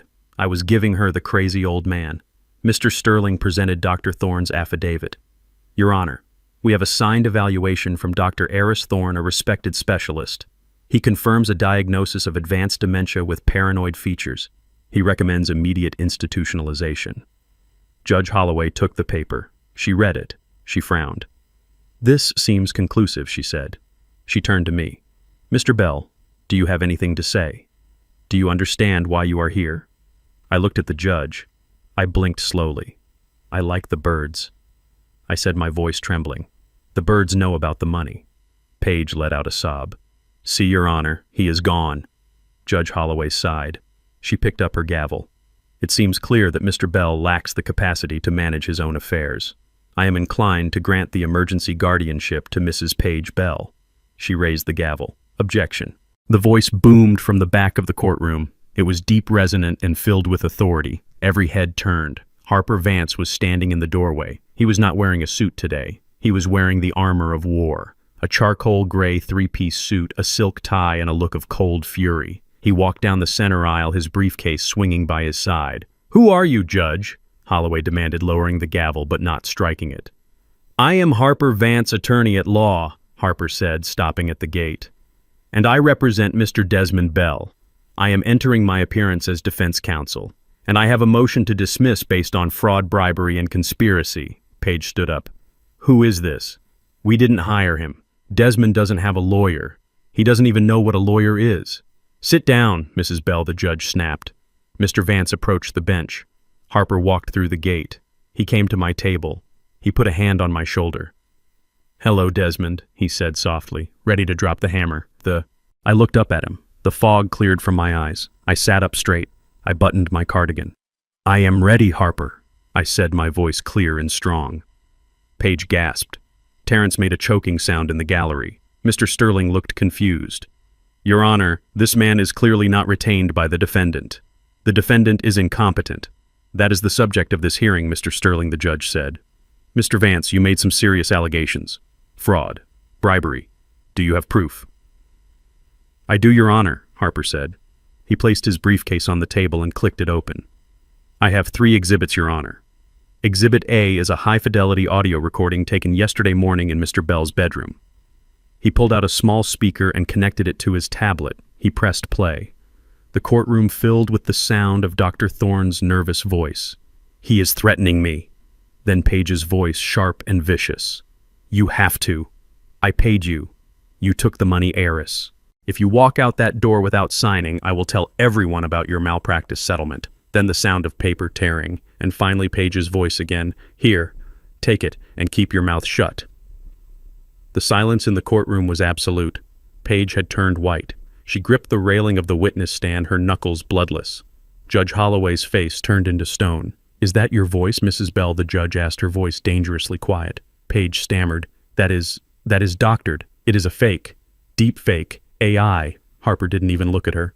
Exhibit B, Your Honor. A recording from Friday night, the night of the alleged violent outburst. He pressed play again. Mr. Sterling's voice boomed. Look at my suit. This is a $3,000 suit. Then Paige. Fix this page. Get the house. Get the deed. Or do not bother coming in on Monday. And then later Paige screaming at Terrence. We control the narrative, Terrence. He is crazy if we say he is crazy. Harper paused the recording. This proves malice, Your Honor, Harper stated. It proves a conspiracy to manufacture a diagnosis for financial gain. But why? Why would a daughter-in-law go to such lengths? He pulled out a document. Exhibit C, Your Honor.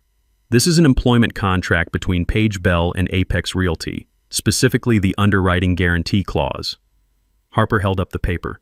If Mrs. Bell fails to deliver the deed to Desmond Bell's property by this coming Friday at 5 p.m., she owes her employer $500,000 in penalties. She is not concerned for his health, Your Honor. She is concerned about her debt. She bet her career on my client's grave before he was even in it. Paige sank back into the witness chair. She looked like a balloon that had lost all its air. Terrence was weeping silently in the back row. Judge Holloway looked at the evidence. She looked at Paige. Then she looked at me. Mr. Bell, she said, her voice soft with respect. Are you competent? I stood up. I didn't need the table for support. I looked the judge in the eye. Your Honor, I said, I worked as a master electrician for 40 years. I raised that boy sitting in the back row. I cared for my wife until her last breath. I own $15 million in commercial real estate assets in this city, assets my wife acquired to protect our community. I am not crazy. I am just disappointed. I turned to look at Paige.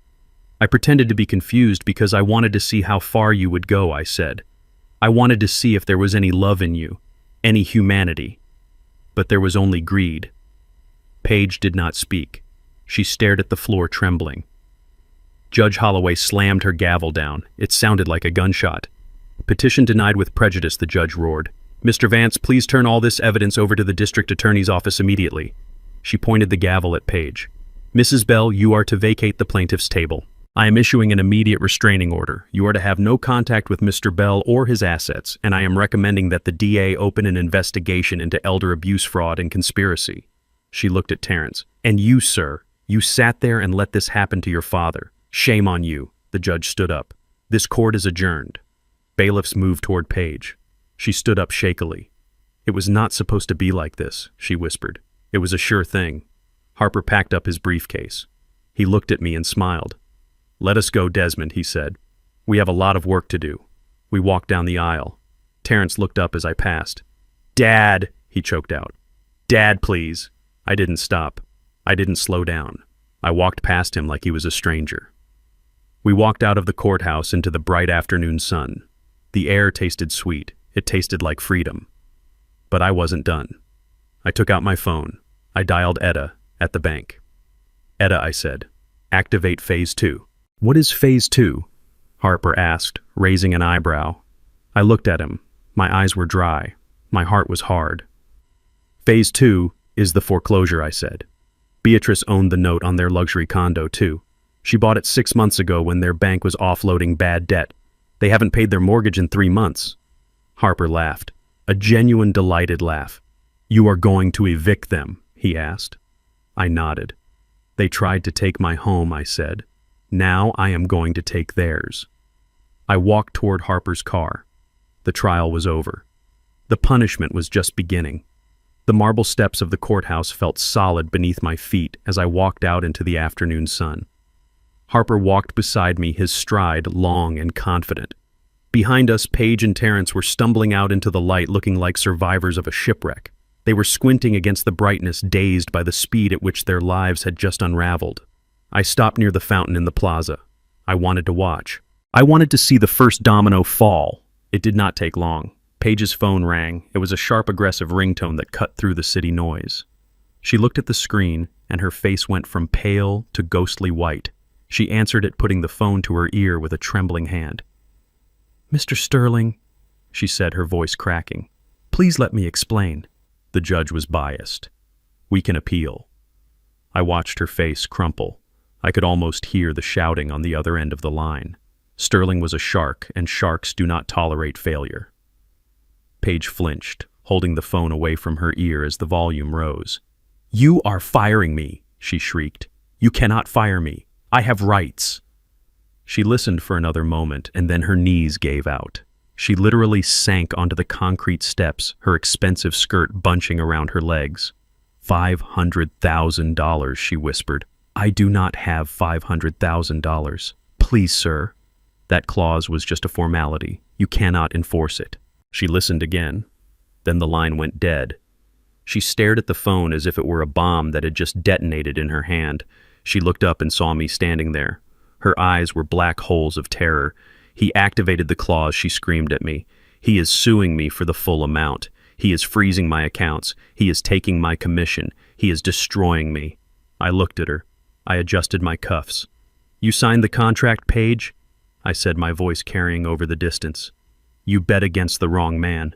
She buried her face in her hands and began to sob. It was a loud, ugly sound. Passers-by stared. Terrence tried to touch her shoulder, but she slapped his hand away. Do not touch me, she hissed. This is your fault. This is all your fault. I turned to Harper. What about Terrence? I asked. Harper checked his watch. Right about now. My son had managed to secure a low-level job selling used cars 2 weeks ago. He hadn't told me. He hadn't told Paige. He was trying to scrape together enough cash to keep Rocco at bay. But secrets have a way of coming out, especially when you are being watched. Harper held up his tablet. He had tapped into the security feed of the dealership. It was a public feed used for marketing, but Harper knew how to access the audio. I watched the screen. Terrence was standing in the lot talking to a customer about a sedan. 2 black SUVs pulled up to the curb. 4 men got out. They were big men. They wore leather jackets despite the heat. They walked straight up to Terrence. They didn't hit him. They didn't have to. They surrounded him. One of them, a man with a scar running down his cheek, put a heavy hand on Terrence's shoulder. Time is up, Terry, the man said. His voice was tinny through the tablet speakers, but the menace was clear. Rocco is tired of waiting. Terrence looked like he was going to vomit. Please, he begged. I need more time. The house sale fell through. Just give me a week. The man laughed. You do not have a week. You have 24 hours. Or we start taking tows. And we are going to do it right here in front of your customers. The manager of the dealership came running out. He was a red-faced man waving his arms. What is going on here? He shouted. Get off my lot. You are scaring the customers. The scarred man looked at the manager. We are just collecting a debt, he said calmly. Your employee here is a thief. He gambles with money that isn't his. The manager turned to Terrence. Is this true? He demanded. Are you bringing loan sharks to my place of business? Terrence stammered. I can explain. You are fired, the manager screamed. Get your things and get out. I do not want this trash here. Go. The feed cut out as Terrence ran toward his car, the 4 men laughing as he fled. Harper closed the tablet. He is unemployed, I said. And he is hunted. He has nowhere to go, Harper confirmed. He cannot go to Paige. She is broke. He cannot go to his friends. He owes them all money. I looked at the sky. It was a beautiful blue. Let us go home, I said. We drove back to the neighborhood. When we pulled up to my house, it looked sad. The windows were dark. The yard was cluttered with the debris the clean-out crew had left behind. The front door still had the scratches from when I broke in, but it was mine. It was safe. I unlocked the door. The air inside was stale. The furniture was gone. The walls were bare. But the bones of the house were strong. Beatrice always said this house had good bones. I picked up the phone. I called Mr. Henderson. Desmond, he answered on the first ring. We heard what happened. Are you okay? I am better than okay, I said. I am rebuilding. I need a crew, Mr. Henderson. I need painters. I need carpenters. I need landscapers. And I want to hire from the neighborhood. I want to hire the people Beatrice helped. Say no more, Desmond. Mr. Henderson said. We will be there in an hour. And they were. By 3 o'clock, my driveway was full of trucks. Mrs. Johnson brought a basket of muffins. The Carter brothers brought their tools. Young men and women I had watched grow up arrived with paintbrushes and ladders. We didn't just clean the house, we transformed it. We painted the exterior a bright, cheerful yellow. It was Beatrice's favorite color. She always wanted a yellow house, but we painted it gray because gray was practical. Gray didn't show the dirt. Today I didn't care about practical. I cared about joy. We planted marigolds along the walkway. We fixed the loose step on the porch. We polished the hardwood floors until they gleamed like honey. I stood in the center of the living room watching my neighbors work. They laughed. They sang. They told stories about Mrs. Bell, the teacher who bought them shoes when their parents couldn't. This was wealth. This was the capital my wife had accrued. Not just the land, but the loyalty. By sunset, the house was glowing. It looked like a beacon in the twilight. I sat on the front porch in my rocking chair. The air smelled of wet paint and blooming flowers. A car drove by slowly. It was a beat-up sedan. I saw a face in the window. It was Terrence. He looked at the house. He looked at the yellow paint. He looked at the flowers. He looked at me sitting there like a king on his throne. His face was a mask of misery. He looked hungry. He looked terrified. He slowed down as if he were going to stop, as if he were going to come up the walk and beg for sanctuary. I didn't wave. I didn't smile. I just watched him. I picked up my glass of iced tea and took a sip. He saw the look in my eyes. It wasn't anger anymore. It was indifference. He sped up and drove away, disappearing into the darkness. I felt a pang of sorrow deep in my chest. No father wants to see his son suffer. But I knew that if I opened that door now, if I let him back in, I would be signing my own death warrant. He hadn't learned yet. Earned. He was only sorry because he was caught. He was only scared because he was broke. I took out the notebook. I turned to a new page. Monday. The house is yellow. The wolves are at the door, but they cannot get in. I closed the book. The first phase was complete. I had my home back. I had my freedom. But Paige and Terrence were still out there. They were desperate. And desperate people find places to hide. They thought they could retreat to their luxury condo downtown. They thought they still had a roof over their heads even if the walls were closing in. They didn't know about phase 2. They didn't know that the bank Beatrice bought into held the note on their condo. They didn't know that they were 3 months behind on their mortgage because Terrence had been gambling with the payments. I reached for my phone. I dialed Etta. "Is the paperwork ready?" I asked. "It is ready, Desmond." Etta said, her voice crisp. "The foreclosure notice is printed. The sheriff is scheduled for tomorrow morning." "Good," I said. I looked out at the street. The streetlights flickered on, illuminating the new yellow paint. They wanted to put me out on the street. They wanted me homeless. Tomorrow they would find out exactly how cold the pavement feels. I rocked back and forth in my chair. "Sleep well, son," I whispered to the empty street. "Sleep well, Paige, because tomorrow you are going to wake up in a nightmare." Tuesday morning arrived with the sterile silence of a bank vault. I sat across from Etta in her office at Community First Bank. On the mahogany desk between us sat a single file folder. It was thick. It was heavy. It was labeled the Meridian Condominiums Unit 42B. This was the home my son Terrence and his wife Paige had flaunted for 3 years. It was a glass box in the sky with marble floors and a view of the city skyline. They had invited us over exactly once for a housewarming party where they served champagne I could not pronounce and made Beatrice take off her shoes so she would not scuff the floors. They bragged about the price tag. They bragged about the exclusivity. They never mentioned that they were drowning. Etta opened the file. Her fingers traced the payment history. "They have not paid the mortgage since February," she said. 3 months, Desmond. 90 days of default. In the banking world, that is the red zone. Beatrice bought the note on this property 6 months ago. The original lender was offloading high-risk assets and your wife snapped it up. She knew. I nodded slowly. Beatrice always knew. She watched them spending money they did not have, driving cars they leased, and wearing clothes they put on credit. She knew the crash was coming. She bought the debt so she could be the safety net. She bought it so she could catch them when they fell, but Beatrice was gone. And the safety net was now a trap door. I looked at the signature line on the foreclosure authorization form. It required the signature of the trustee. That was me. If I sign this, I asked what happens. Etta looked at me over her glasses. "If you sign this, we execute the acceleration clause immediately. The loan is called in full. Since they cannot pay the entire balance of $400,000 plus penalties today, we move to immediate eviction. The sheriff is already on standby." Beatrice prepared for this contingency. She called it the tough love protocol. Tough love. It felt more like an execution. But then I remembered the way Paige had looked at me in the courtroom. I remembered Terrence trying to steal my signature in the dark. They had tried to evict me from my life. They had tried to erase me. I picked up the pen. The ink flowed smooth and black. I signed my name, Desmond Bell, trustee. "Let us go," I said, standing up. "I want to be there."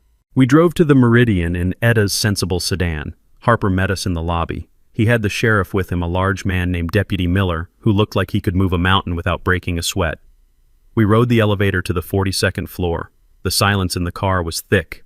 My ears popped as we ascended. We were going up to their ivory tower to tear it down. We walked down the plush carpeted hallway to Unit 42B. I could hear shouting from inside. "It is your fault," Paige was screaming. Her voice was shrill, hysterical.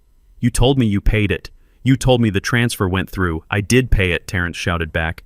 I mean, I was going to. I just needed to double it first. I had a sure thing, Paige. A sure thing in the fifth race. You gambled the mortgage payment, Paige shrieked. You gambled our house. I looked at Harper. He nodded. Deputy Miller stepped forward and pounded on the door. It was a heavy, authoritarian knock that demanded attention. Sheriff's Department, open up. The shouting stopped instantly. There was a frantic scrambling sound, then silence. Open the door or we will breach it, Miller called out. The lock clicked. The door opened a crack. Paige peered out.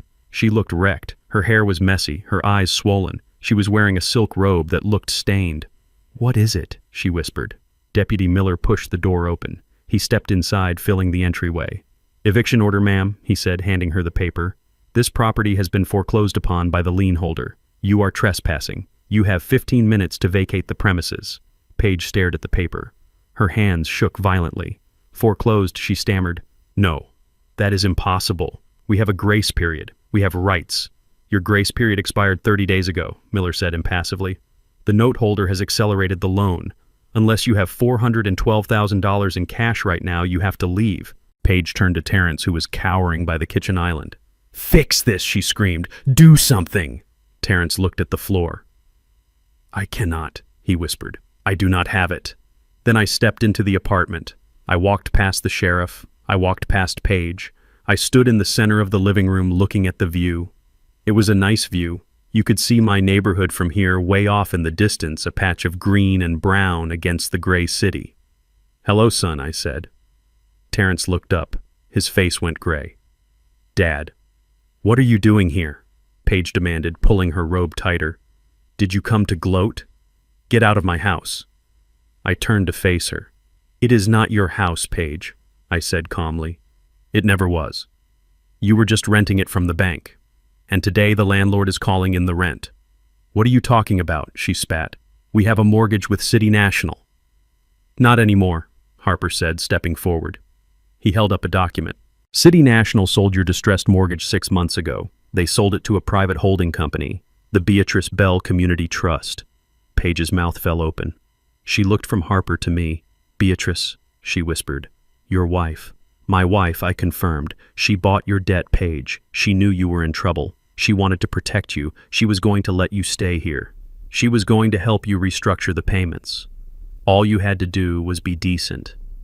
All you had to do was treat us like family. I stepped closer to her. But you didn't, I said, my voice hardening. You treated us like garbage. You treated us like a resource to be mined. So now the mine is closed. I looked at Terrence. You gambled the mortgage payments, son, I said. You took the money your mother worked for, the money we loaned you for the down payment years ago, and you gave it to bookies. Terrence started to cry. It was a pathetic sound.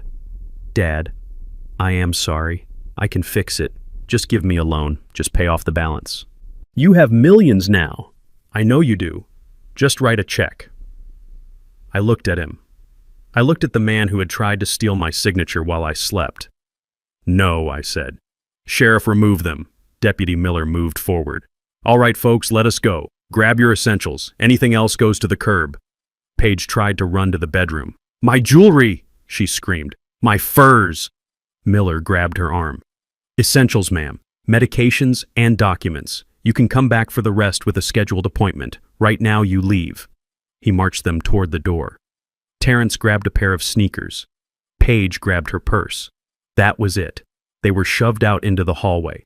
The door slammed shut behind them. I stood in the silence of the apartment. I looked around at the expensive furniture, the art on the walls, the status symbols they had accumulated.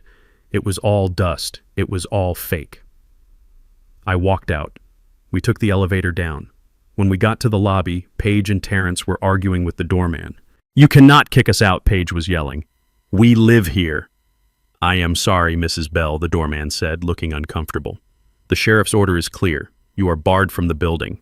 They were pushed out the revolving doors onto the sidewalk. It was raining again, a cold gray drizzle that soaked through clothes in seconds. I walked out after them. I stood under the awning, dry and safe. Paige and Terrence stood on the wet pavement. They looked like refugees. Paige's silk robe was clinging to her legs. Terrence was shivering in his t-shirt. People were walking by, staring. A woman with a poodle paused to watch. A businessman checked his watch and skirted around them. Paige turned on Terrence. She shoved him hard in the chest. "You useless loser," she screamed. "This is your fault. You gambled it all away. You lied to me. You told me the mortgage was paid." "I was trying to win it back," Terrence shouted back. "I was trying to win big for us, because you always need more, Paige. You always need the best. The car, the clothes, the trips. I couldn't keep up." "So you stole from your parents," she screeched. "You tried to commit your father. You are a criminal, Terrence, and a failure." She looked at me. She saw me standing there dry and calm. She ran toward me. "Desmond, please," she begged, clutching the lapels of my jacket. "I didn't know. He lied to me too. He forced me to do it. I am a victim here. Please let me back in. I have nowhere to go." I looked down at her hands, the hands that had thrown my wife's clothes into trash bags, the hands that had pointed a finger at me in court. I gently removed her hands from my jacket. "You have parents, Paige," I said. "Go to them. Maybe they will take you in." "My parents hate failure," she whispered. "They will laugh at me." "Then you will learn humility," I said. "It is a lesson you are overdue for." I turned to Terrence. He wasn't looking at me. He was looking at a black car parked across the street, a car with tinted windows. He knew who was in that car. Rocco. Terrence looked at me one last time. His eyes were dead. "Goodbye, Dad," he said softly. He turned and started walking down the street away from the building, away from Paige, away from me. He walked toward the darkness. Paige watched him go. Then she looked at me. "You are a monster," she hissed. "You destroyed your own family." "I didn't destroy it, Paige," I said. "I just stopped paying for the illusion." I turned and walked back into the building. I had a meeting with the building manager. I had to list the unit for rent. Beatrice would want the income to go to the community fund. I didn't look back at the sidewalk. I didn't watch Paige crying in the rain. The tower had fallen. The false idols were smashed. I was done with them. But I wasn't done with the world. I still had work to do. I still had a legacy to build. And as I rode the elevator back up to the empty apartment, I felt lighter than I had in years. The purge was complete. Now it was time to rebuild. Wednesday night brought a storm that rattled the newly installed windows of my yellow house. It was a torrential Georgia downpour, the kind that turns red clay into slick mud and makes the gutters sing. I sat in my armchair in the living room, listening to the rhythm of the rain. The house smelled of fresh paint and lemon oil. It smelled of peace. I had a book open on my lap, but I was not reading. I was listening. I heard the sound of a car engine straining outside, followed by the slam of a door. Then footsteps heavy and wet running up the walkway. Then came the pounding. It was not a polite knock. It was the desperate hammering of fists against wood. "Dad, open up. Please, Dad, let us in." It was Terrence. His voice was muffled by the storm and the thick oak door, but the panic was clear. I stayed seated for a moment. I looked at the fireplace where a small fire was crackling. I looked at the photos of Beatrice on the mantel. She looked serene. She looked like she knew this moment was coming. The pounding continued. "Desmond, please. It is Paige. We are soaking wet. Open the door." I stood up slowly. My joints did not ache tonight. I felt strong. I walked to the door. I did not unlock it immediately. I turned on the porch light, first illuminating the stage. Then I unlocked the deadbolt. I opened the door, but I left the security chain engaged. The door opened 4 inches. Through the gap I saw them. They were drenched. Paige's hair was plastered to her skull, her makeup running in dark streaks down her face. She was wearing a trench coat that looked ruined. Terrence was shivering, his t-shirt clinging to his chest. They looked like drowned rats. They looked at me through the crack in the door. They saw the warmth behind me. They saw the golden light of the home they had tried to steal. "Dad, let us in." Terrence pleaded, his teeth chattering. "It is freezing out here. We have nowhere to go." My car ran out of gas 3 blocks away. We walked here. I looked at him. I looked at the water dripping from his nose. "Why are you here, Terrence?" I asked. My voice was calm, level. "We need help," Paige cut in, pushing her face toward the gap. "We have no money, Desmond. The accounts are frozen. The credit cards are declined. We haven't eaten since yesterday morning." She looked at me, expecting the pity that had always been there. She expected the soft-hearted Desmond who would give them the shirt off his back. But that Desmond was gone. He died the moment she called him crazy in a courtroom. "I am sorry to hear that," I said. But this is not a shelter. Dad Terrence cried, grabbing the edge of the door. Do not do this. We are family. I am your son, your flesh and blood. You cannot leave your own son out in the rain. Flesh and blood. He played the card I knew he would play. The biological imperative. The guilt card. I looked at him. I saw the fear in his eyes, but I also saw the entitlement. He still believed he was owed this. He still believed that being my son granted him immunity from his actions. Wait one moment, I said. I closed the door slightly, just enough to step back to the entry table. I picked up a document I had retrieved from the safety deposit box that morning. It was old. The paper was yellowed and soft with age. I returned to the door. I held the paper up to the gap so Terrence could see it. Do you know what this is, Terrence? I asked. He squinted, blinking against the rain.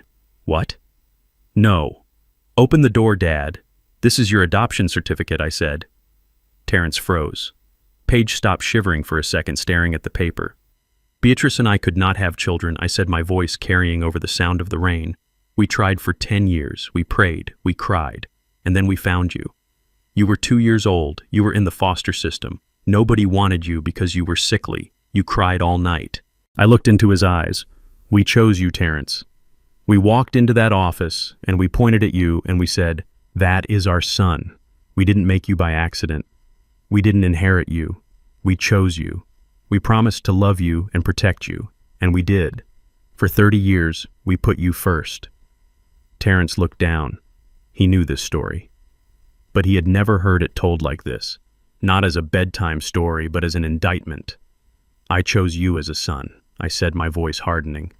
But you. You looked at me and you didn't see a father. You saw an ATM. You saw a nuisance. I folded the paper and put it in my pocket. You chose money as a father, Terrence, I said. You worshipped it. You sacrificed your dignity for it. And when the money ran out, you tried to sacrifice me. Terrence sobbed. It was a loud, guttural sound. Dad, I made a mistake. I know I did. But I am begging you. Rocco is looking for me. If I stay out here, he will find me. He will hurt me. I looked past him into the dark street. I didn't see any black cars, but I knew the wolves were out there. You made your bed, son, I said. You gambled. You stole. You signed contracts with criminals. But you can save me, he screamed, slamming his hand against the door frame. You have millions. Just write a check. Why do you hate me so much? I don't hate you, I said. Hate takes energy. I am just indifferent. I looked at Paige. She was not crying anymore. She was looking at me with pure, unadulterated loathing. You are enjoying this, she hissed. You sick old man. I am not enjoying it, Paige, I said. I am surviving it. You two planned to put me in a state-run facility. You planned to drug me until I forgot my own name. You planned to kill me slowly by erasing my mind. I leaned closer to the gap. If I let you in tonight, I asked. If I let you sleep in my warm beds and eat my food, how long until you try again? How long until you slip something in my tea? How long until I have an accident on the stairs? We wouldn't, Terrence stammered. We learned our lesson. Liars do not learn, I said. They just get better at lying. I reached for the door handle. Go, I said. Go to a shelter. Go to the police. Go to your parents' Paige if they will have you. But do not stay here. This is Beatrice's house, and there is no room for traitors in Beatrice's house. Dad. No. Terrence wailed. I started to close the door. I love you, Dad, he screamed. I love you. I paused. I looked at him one last time. No, you don't, I said softly. You love what I can give you, and I have nothing left to give. I shut the door. I threw the deadbolt. It clicked with a sound of finality that echoed through the house.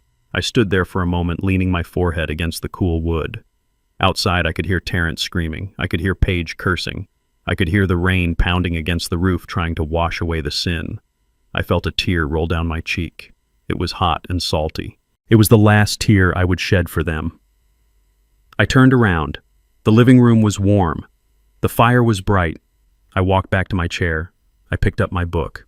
I didn't turn on the TV. I didn't call Harper. I just sat in the quiet house that my wife had saved for me. The screaming outside eventually stopped. The sound of footsteps faded into the storm. They were gone. I was alone. But for the first time in a long time, I wasn't lonely. I was safe. I looked at Beatrice's photo on the mantel. "I did it, Bea," I whispered. I closed the gate. The fire crackled in response. The house held me in its wooden arms. I was the guardian of the wall, and the wall held firm. Friday morning arrived with a sky so blue it looked like it had been painted by a child. The air in front of Community First Bank was buzzing with an energy I had not felt in this neighborhood since the block parties of the 90s. A podium had been set up on the sidewalk draped in a banner that read "The Future of District 4." Microphones from 3 local news stations were clustered together like metal flowers. A crowd had gathered. My neighbors were there. Mrs. Johnson was handing out free pastries. Mr. Henderson was wearing his Sunday best, and standing off to the side looking like vultures in expensive suits were the representatives from Apex Realty. They were there because they thought this was a surrender. They thought I was going to announce the sale of the Keystone lot and the subsequent domino effect that would allow them to redevelop the entire block. They thought they had won because they always won. Money always won. I stood behind the glass doors of the bank adjusting my tie. It was a new tie, silk, gold. Beatrice had bought it for me 10 years ago for our anniversary, but I had never worn it because I didn't want to ruin it. Today, I wore it for her. Harper stood beside me. He looked like a general surveying the battlefield. "Are you ready, Desmond?" he asked. I touched the notebook in my pocket. "I am ready." We walked out. The crowd quieted. The cameras turned. The red lights blinked on. I stepped up to the podium. I looked out at the faces of the people I had lived beside for 40 years. I saw fear in their eyes. They were afraid I was going to sell them out. They were afraid the rumors were true. I cleared my throat. "My name is Desmond Bell." I began, my voice amplified by the speakers echoing off the brick buildings. "For 40 years I have lived at number 404 Oak Street. For 40 years I have watched this neighborhood change. I have watched friends move away. I have watched prices rise. I have watched developers circle us like sharks." I looked directly at the Apex representatives. They smirked. They checked their watches. "My wife Beatrice Bell was a teacher," I continued. "She taught your children. She graded your papers. She wiped your tears. But Beatrice had a secret. She was not just a teacher. She was a guardian." I reached into my pocket and pulled out the thick leather-bound ledger. I held it up. For 35 years, Beatrice saved every penny she earned. She invested quietly. She bought the debt of this bakery. She bought the deed to that barbershop. She bought the land under the community garden. A murmur rippled through the crowd. Mrs. Johnson gasped, covering her mouth. "She did this not to get rich," I said, my voice rising. "She did this to hold the line. She knew that one day someone would come to take it all away. Someone who saw only dollar signs where we see homes." I looked at the Apex suits again. Their smirks were gone. They were frowning. They were whispering to each other. "Last week my own family tried to take my home from me," I said. "They tried to declare me incompetent. They tried to sell the Keystone lot to Apex Realty for a quick payout. They thought I was weak. They thought I was alone." I paused. The silence was absolute. Even the traffic seemed to stop. "But I am not alone. And I am not selling." The crowd erupted. A cheer went up that shook the windows. I waited for it to die down. "I am not selling," I repeated.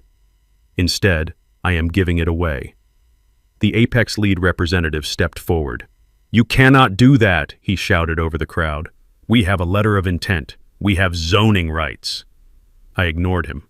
I looked into the news cameras. "Today I am announcing the formation of the Beatrice Bell Community Land Trust," I declared. "I am transferring the deeds of 12 commercial properties and 4 residential lots, including my own home, into this trust. This land will be owned by the community forever.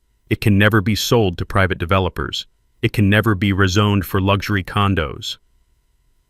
Harper stepped forward and handed me a large presentation check. It wasn't for money. It was a symbol. "The trust is endowed with liquid assets totaling $2 million for renovations and small business grants," I said. "And the land value itself is appraised at $15 million. $15 million. The number hung in the air. "This wealth belongs to District 4, I said.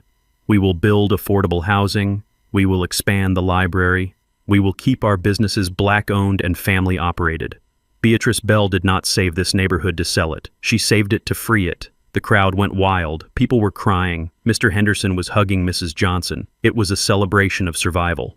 The Apex representatives turned and walked away. They walked fast. They knew when they were beaten. They couldn't fight a trust. They couldn't fight a legacy. They had lost the war. I looked up at the sky. It was bright and clear. "I did it, B," I whispered. "It is safe." 5 miles away in a grimy strip mall on the edge of the industrial district, the air smelled of stale grease and despair. Inside the burger barn, the fluorescent lights buzzed with a headache-inducing hum. Paige stood at the sink in the back, her hands plunged into gray, soapy water. She was wearing a polyester uniform that was 2 sizes too big.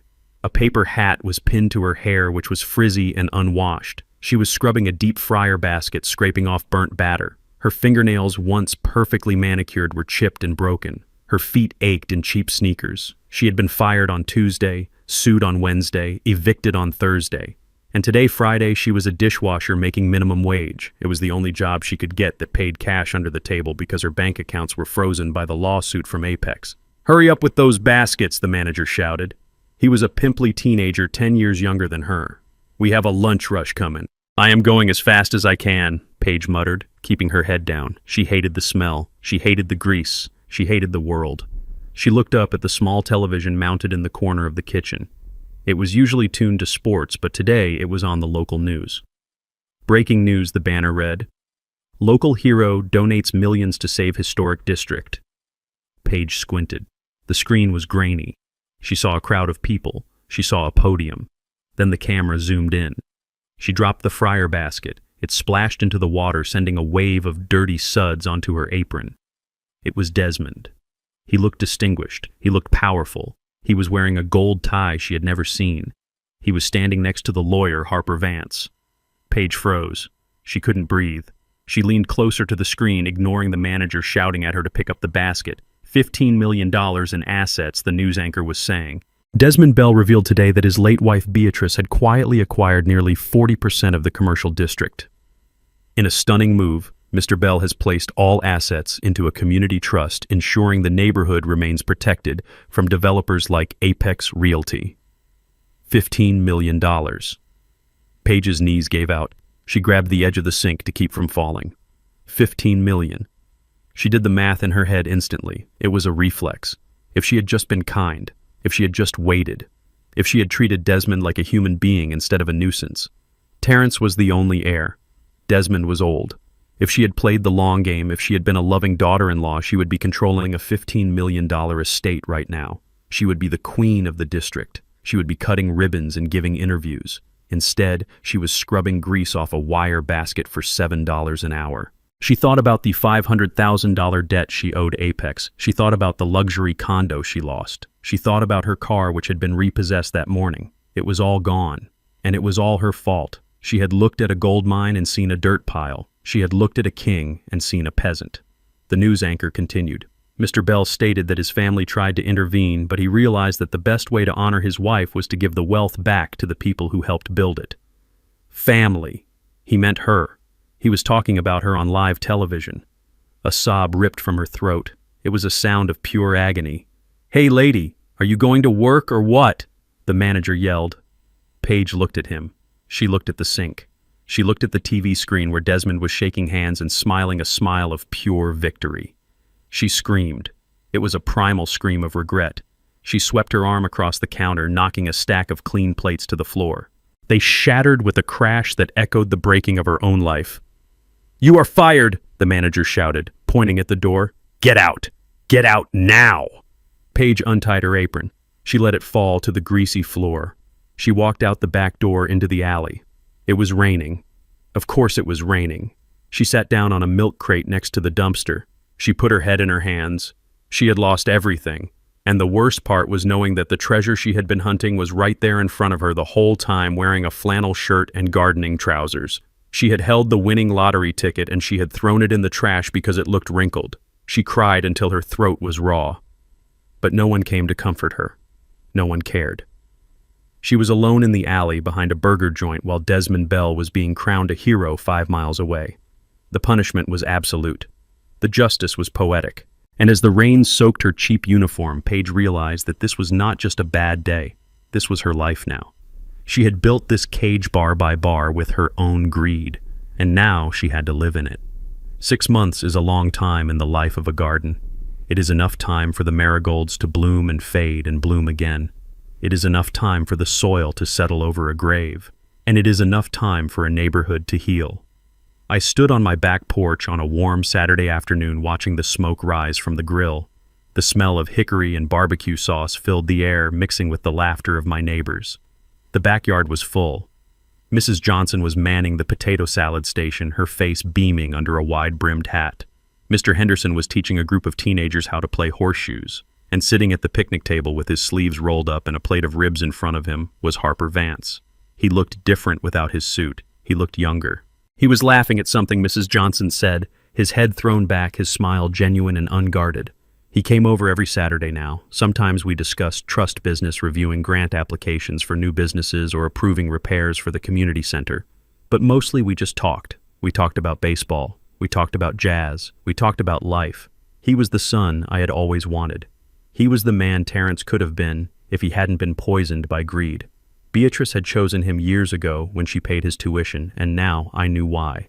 She saw the iron in his spine and the gold in his heart. Harper saw me watching and waved.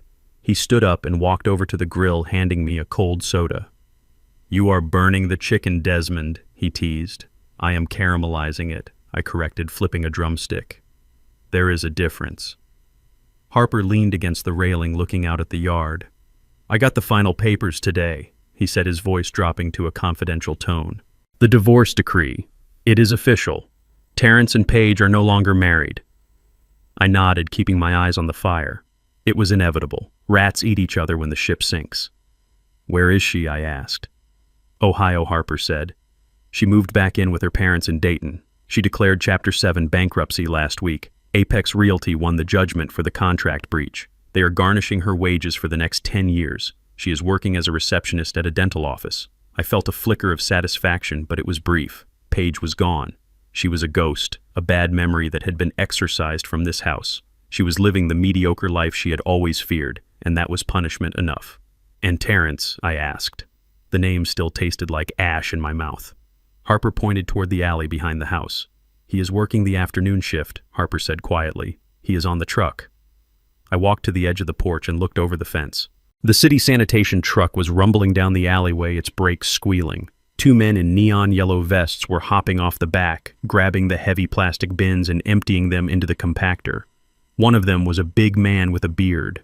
The other was thinner, hunched over as if he carried a heavy weight on his shoulders. It was Terrence.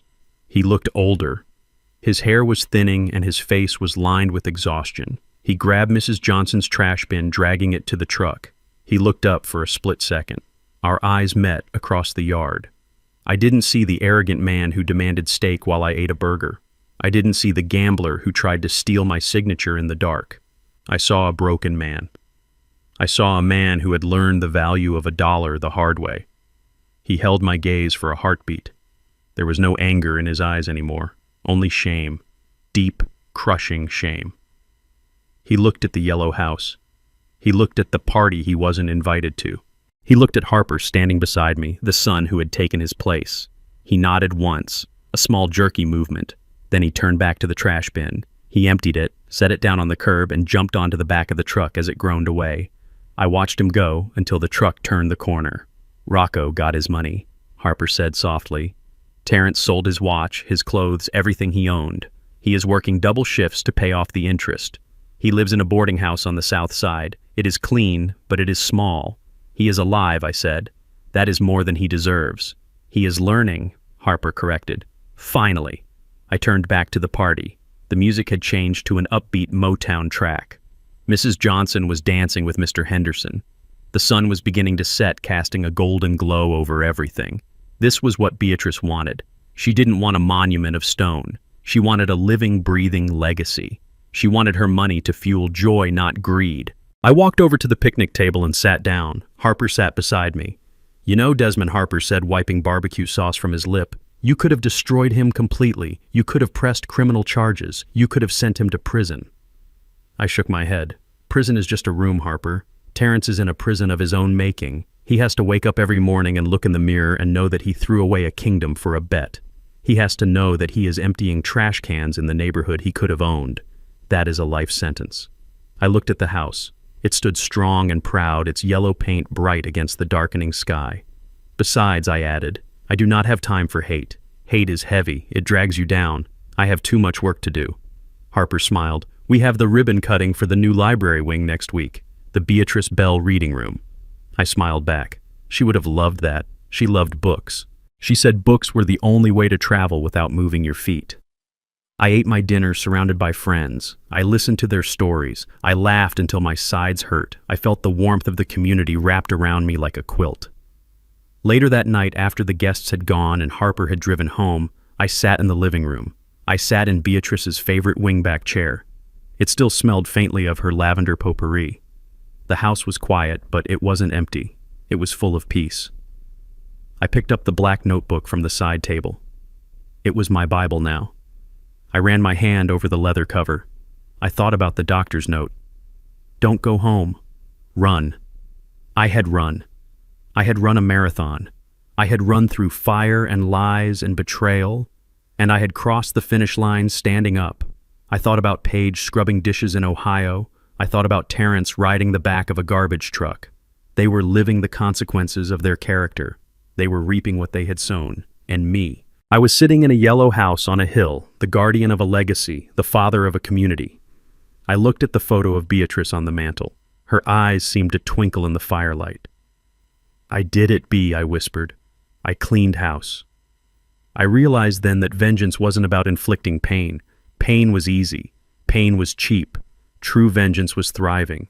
True vengeance was taking the stones they threw at you and building a castle. True vengeance was being so happy, so successful, and so at peace that their existence no longer mattered.